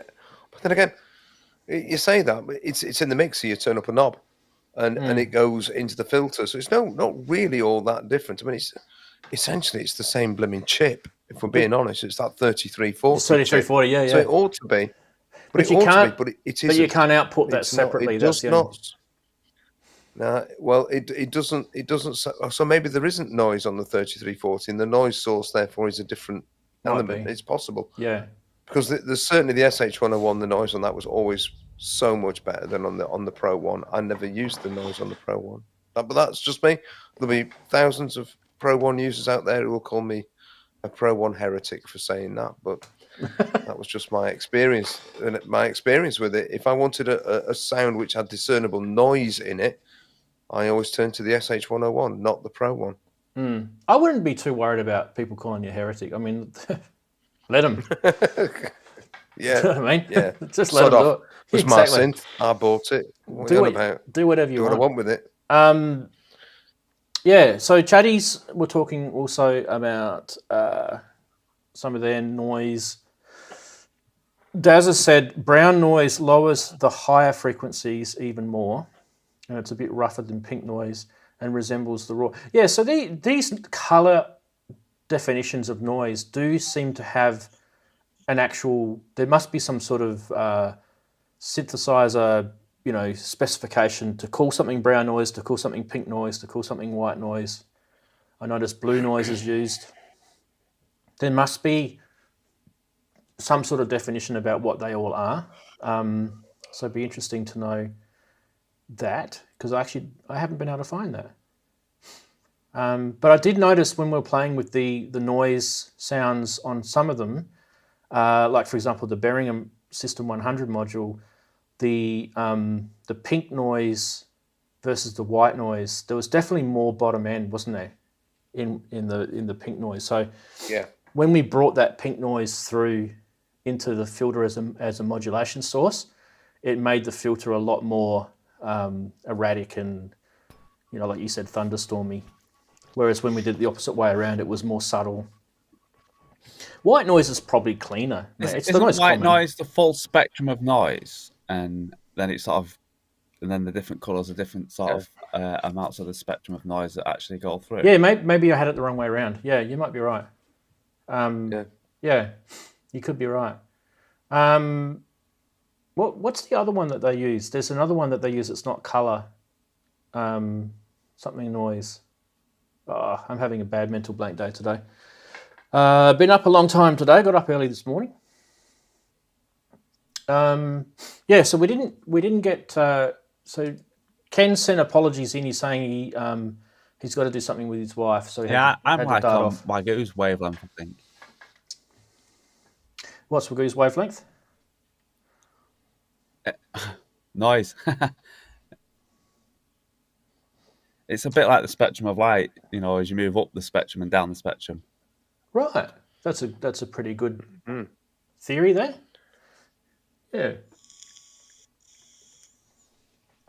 It doesn't help when you've had a couple of ginger beers to try and think about theories. They tend to sound better when you say them when you're drunk. I'm not drunk though. JX3D said it's all about how the noise is filtered. White noise is loud at all frequencies. Pink noise is falling at higher frequencies, and much like our hearing. Okay. I like that. Explanation is on Wikipedia. There you go. I probably didn't look very hard, did I? He's given us the link. We've got Chris who's just joined us from the early mornings of the sunny California. Big hello to you, Chris. Did I read rightly that he missed the show yesterday? I actually can't remember. Or was that the week before? So if you're not feeling well, mate, a big hello to you and hope you're better. And anyone else who's not feeling too well, big get better soon from me. Yeah. Look, in terms of noise, we could have done the show about how to eliminate noise from your mix, and there's so many other noise topics you could have done. I didn't really want to do that because I think we've done one already on ground loop noise. It's been a while, Darren, hasn't it? I think it's probably a couple of years ago now. So I think it goes that long. I know there'll be a point in time where we'll probably have to start reintroducing topics again that we've done before. But I don't really want to, if I can, ever do that. I want to see if I can just keep doing something new each time, which does make it a bit challenging. I'm just reading the chat. So Chris was saying, yeah, yesterday he was feeling a bit rough, but better today. Good to hear. Good to hear. So yeah, and in terms of tracks. I couldn't think of the track. That really annoys me because I was listening to one the other day thinking to myself, I like the sound of that sort of noisy synth, and I forgot which one I did it on now. But anyway, doesn't matter. We shall progress. how many people pick up incidental noise in a mix when it's been compressed to an MP3 and then streamed on the internet? I don't really notice it so much, because I feel the MP3 algorithm's kind of very lossy. So I'm just not a massive fan of MP3s. I do listen to them. Ramsey, if I play a track, will you hear it through my computer? What do I have to do for you to be able to hear it? Oh, through the computer, you'd need it to come out of the. So whenever you're making sound on your synths, is that an audio interface or is that a mixer? How are we hearing that? You're hearing my mic through my mixer. I'm not sure how to get the. I'm just wondering because I've got sure. I mentioned about sampling the SH101 noise. Yeah. I've got that track here. Or you could link it to me. If you just try it, and it might come through. Just give it a go. How do I send it to you? No, just try and play it first. See if it plays. Right. So while you're doing that, we'll go back to the chatties. Yeah, I've not been 100% myself either in terms of feeling well. I've had this kind of annoying nose thing where you can't clear your nose properly. I just wish it would just disappear. Did you hear anything then, Rons? No. So you haven't got it set up. Now, the track is that an MP3 or what is it? It's an MP3. I can do it as an MP3. I can try and email it to you. You can email it to me, yeah. That should work. Right. And I can play it over on the Mac over here, which you can just see on the corner of. Oh, here's an interesting. What email address am I using? Is it just? I will give it to you in Facebook. Okay. In the group chat in Facebook. Fine. Right. It's weird. It's but the thing is we're entering the sort of wintry months here in Australia in terms of sickness. So it's kind of normal that people pick up a cold or feel a little bit sort of sniffly or whatever. It's kind of normal because it changes of seasons, it's colder weather. But one of the things I mean, I've got 3 kids and they all go to school. 2 of them go to high school, 1 of them goes to primary school.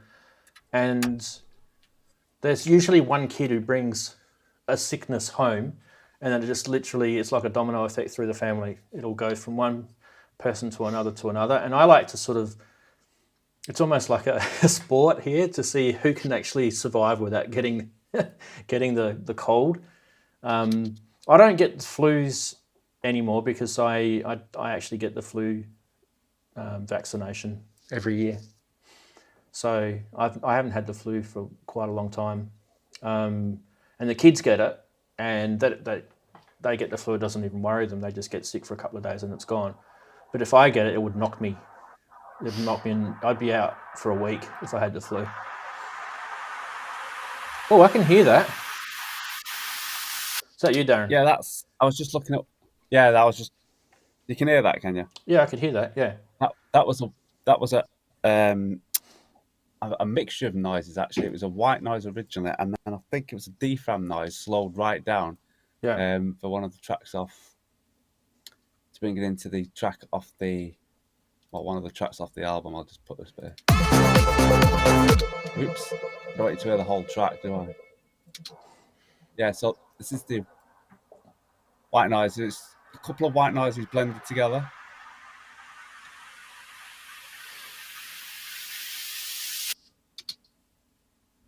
And just using them for simple build-ups, isn't it? So it's, and then you do the short sort of type of. So if we put in, that's a short up. So right, so look, and that's up. So you start adding more to it.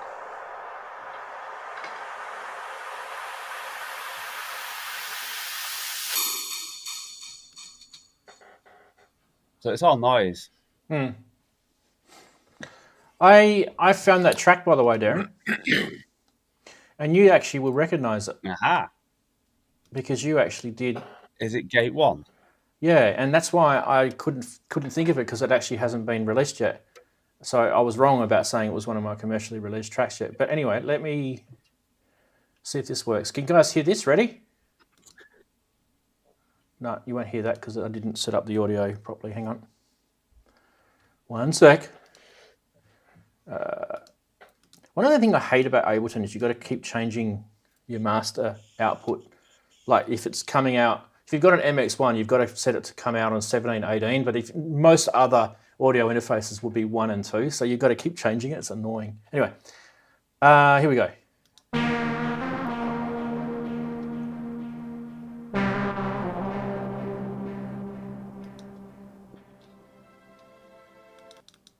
So that is a sub 37 with noise. You can hear the noise really quite underlying in that sort of sound. I'll just do it one more time for you. Just make sure there's no other. I'll just solo this.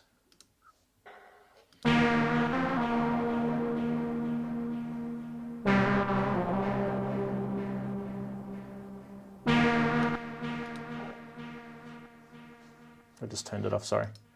So yeah, and the sub 37 has got a built-in noise, which is not too bad. It's actually probably one of my more favourites since the sub 37. Yeah, and then you use that in your version of it. Yep. You sent me the email. Yes. I mean, yeah, Rans, I've sent you that now. So if you've got it. All the drums on this track were all made on the SH101 using noise, basically. Okay, let me download it. It doesn't immediately start with that, but it does come in. Okay, I've got it. Now I need to transfer it across to my Mac because excuse me. We need to do things this way. God, I hope it sounds okay now. I've sent it. If it sounds terrible. I haven't actually played an MP3 on the new Mac before. So what I might do is I'll create a new Ableton live set and I'll do it through Ableton because then we're not going to have any dramas. Right. And then give me a sec. Abattoir Logic.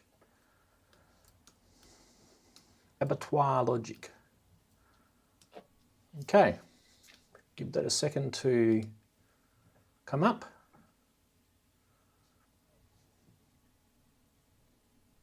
Got to wait for it to think of. There we go. Here we go.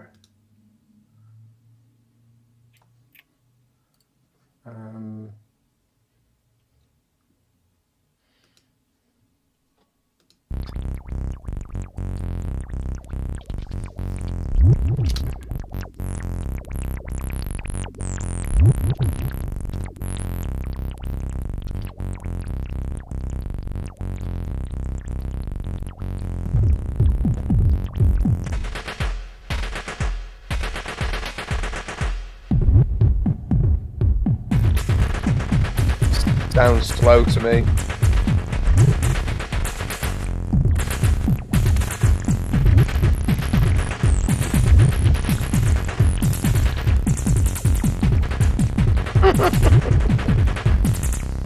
Let's spit it out for you. Yeah, it's about 130, I think. That's 130. That's about right.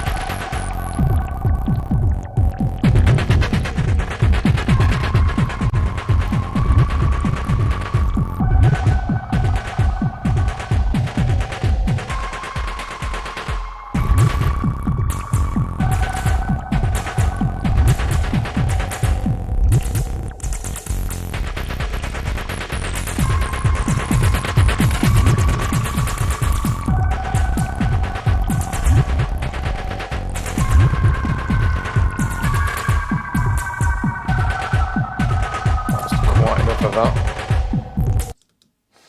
Yes, that's cool. I like that. It's a lot of interesting sort of weird sound effects going on at the same time. And you had a bit of an acidy sort of theme to that, didn't you?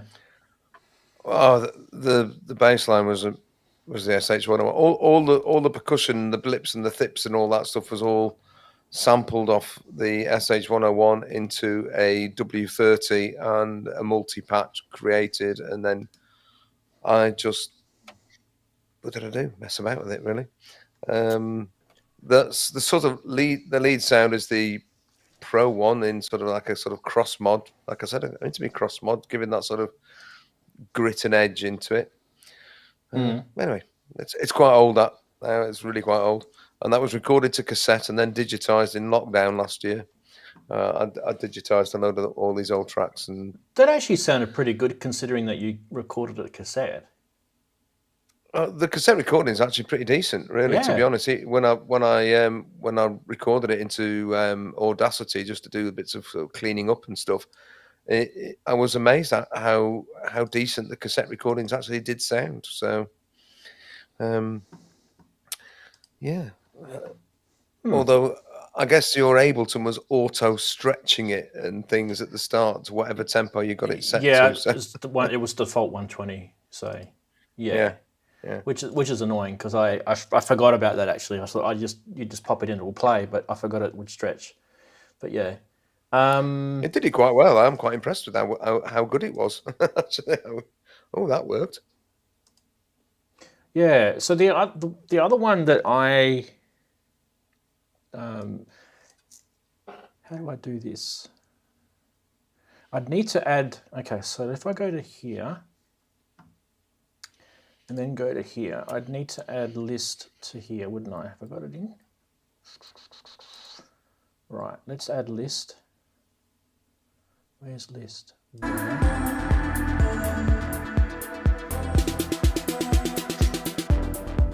Okay, let me just turn that off. So this is a track that I made called Dragon Mist, which is a real ambient-y thing. But it's literally just all about noise. You'll hear it in a sec. It's one of those slow ambient sort of things. You guys can hear that, right? Yeah, we can hear that. Good. Sounded nice.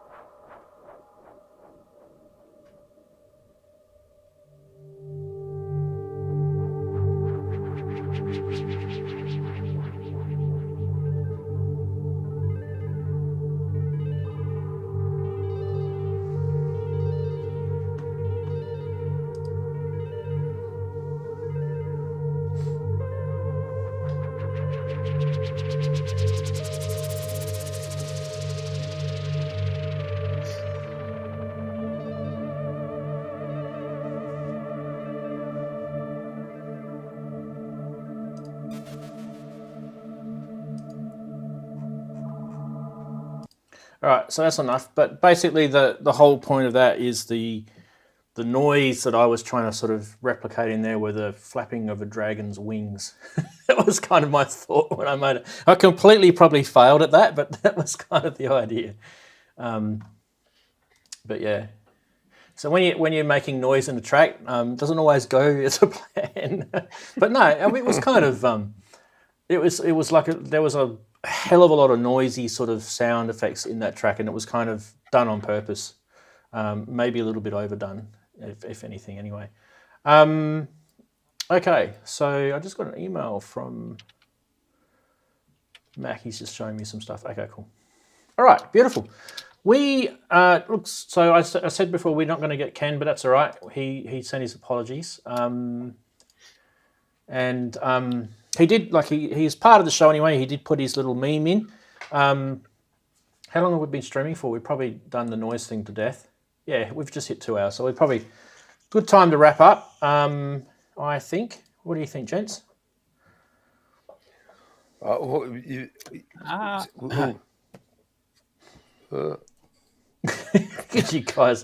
He goes, he couldn't organise Your a fart. command is our wish. Couldn't organise a fart in a wet paper bag. No. What we will do is we'll I don't know 2 hours.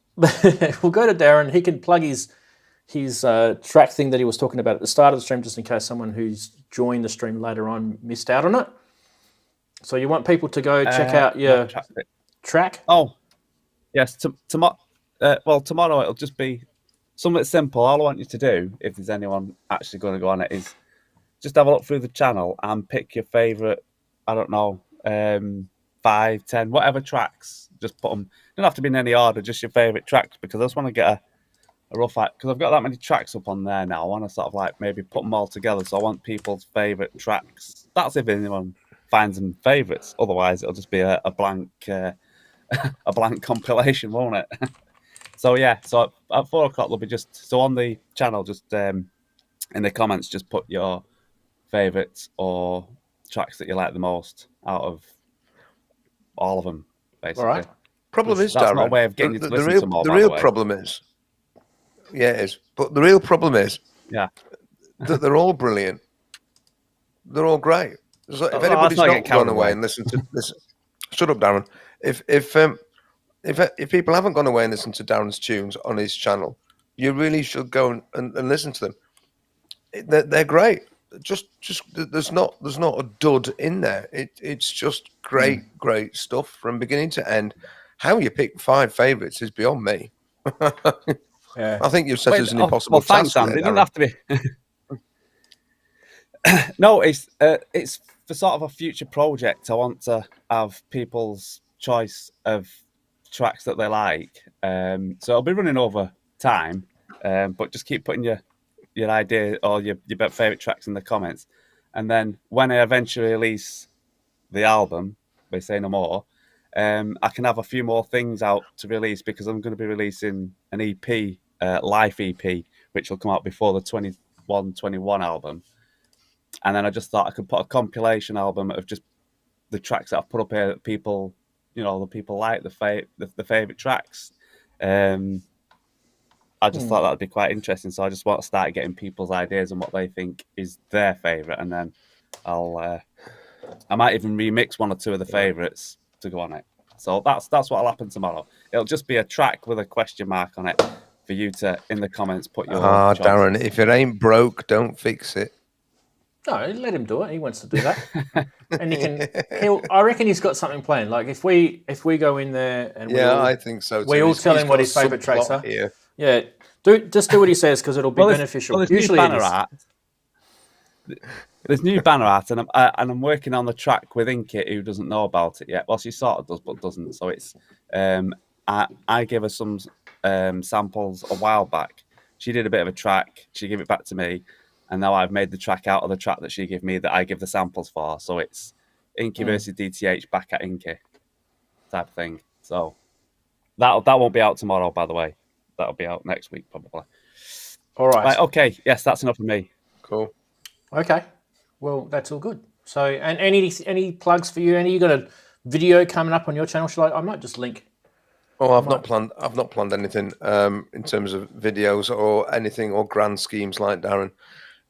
But I have been thinking about what to do with all of these sort of old tracks which I recorded up from cassette. And I think I've been thinking about putting together, say, 10, 12 of the ones that I like the best. I mean, because there's only me really ever heard of. So 10 or 12 of the ones that I like the best, and perhaps sticking them on Bandcamp if people are interested, because I think there's some nice tunes in there. It's not all nasty horrible like the last one was that you just heard. It's there's that wasn't that bad. mellow ambient. Better than my crap. Well, it's just an idea that's been going around my mind, and I'm quite happy I've just been thinking about it. If I put them up on Bandcamp for free, anyone can download them for whatever they want. Just for free, basically. I thought I might. I mean, they won't be high quality audio because they are all, digitized from cassette. I've done a bit of cleaning up on them as best I can with Audacity. I've not got any high-end sort of mastering software or anything like that. Well, they sound nice enough, so I thought I would do that. And if there's enough sort of people that would say yeah they'd like it, then I'll go ahead and do it. All right. I might just go ahead and do it anyway, whether they like it or not. So Yeah, I'll just do it. That's what I would do. Just do it, and then we'll all go and love it. Right, okay. Because that's a lot of the stuff that that's you've something done to do by has the been end of next week. Then anything I've heard you do has always been enjoyed by me. That's for sure. So keep throwing it my way. thank you. You're very kind. And if they like it, you'll go around with a personal performance. They go what? Darren, say that again. It glitched. Yeah, it did. You'll do a personal performance of the track that they like. Oh my God! How could I do that these days? Now that I'd need an Atari ST. If anyone's got an Atari ST they want to donate to me, then I'd quite happily give it a good home. I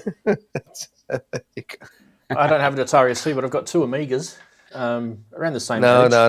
Bugger them. I want an Atari ST. If anyone's got an Atari ST they want to donate to a very loving and caring home, I would cheerfully give it house room just so I can reload all those old Atari files that I've still got on floppy disk somewhere.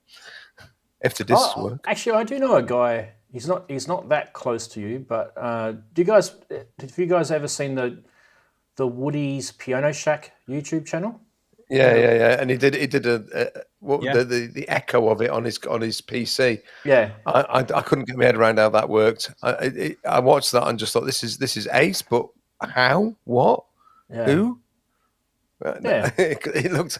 What was really shocking was just how lo-fi it really did look. I never remembered my Atari looking quite as old and clunky as that thing did when he loaded that up. He lives in Sweden, I think. So he's not that close. Yeah, he to does. you. Yeah. Anyway, I think we should wrap it up. 2 hours and 12 minutes is a good stream. Thanks everyone for watching, and stay tuned for next week. We should have some more rants for you, which I think will start getting, as this sort of starts to kick in, it will start getting more and more enjoyable as we can find some good rants. But yeah, we love a good rant. Send them in. Love a good rant. I'll have to come up with one for next week, won't I?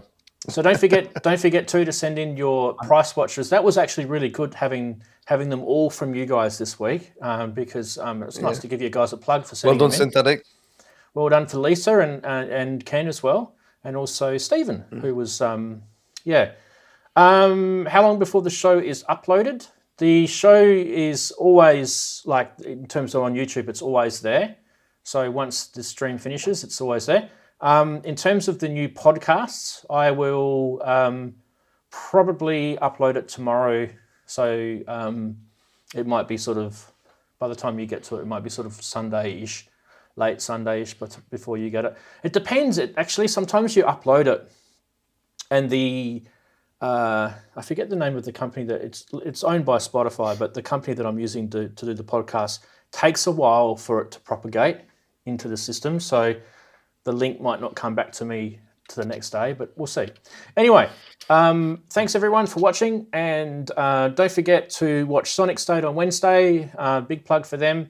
Gaz Williams, I think, is on Monday, isn't he still? So watch him as well. Fridays is Pro Synth Network, so watch him and them. And Robin Vincent's got a stream tomorrow night. Robin's on at 8 o'clock tomorrow. So okay, see you over at Robin's tomorrow. See Robin tomorrow, and I'll see you guys again on Saturday. Bye-bye. Take care, folks. Take care.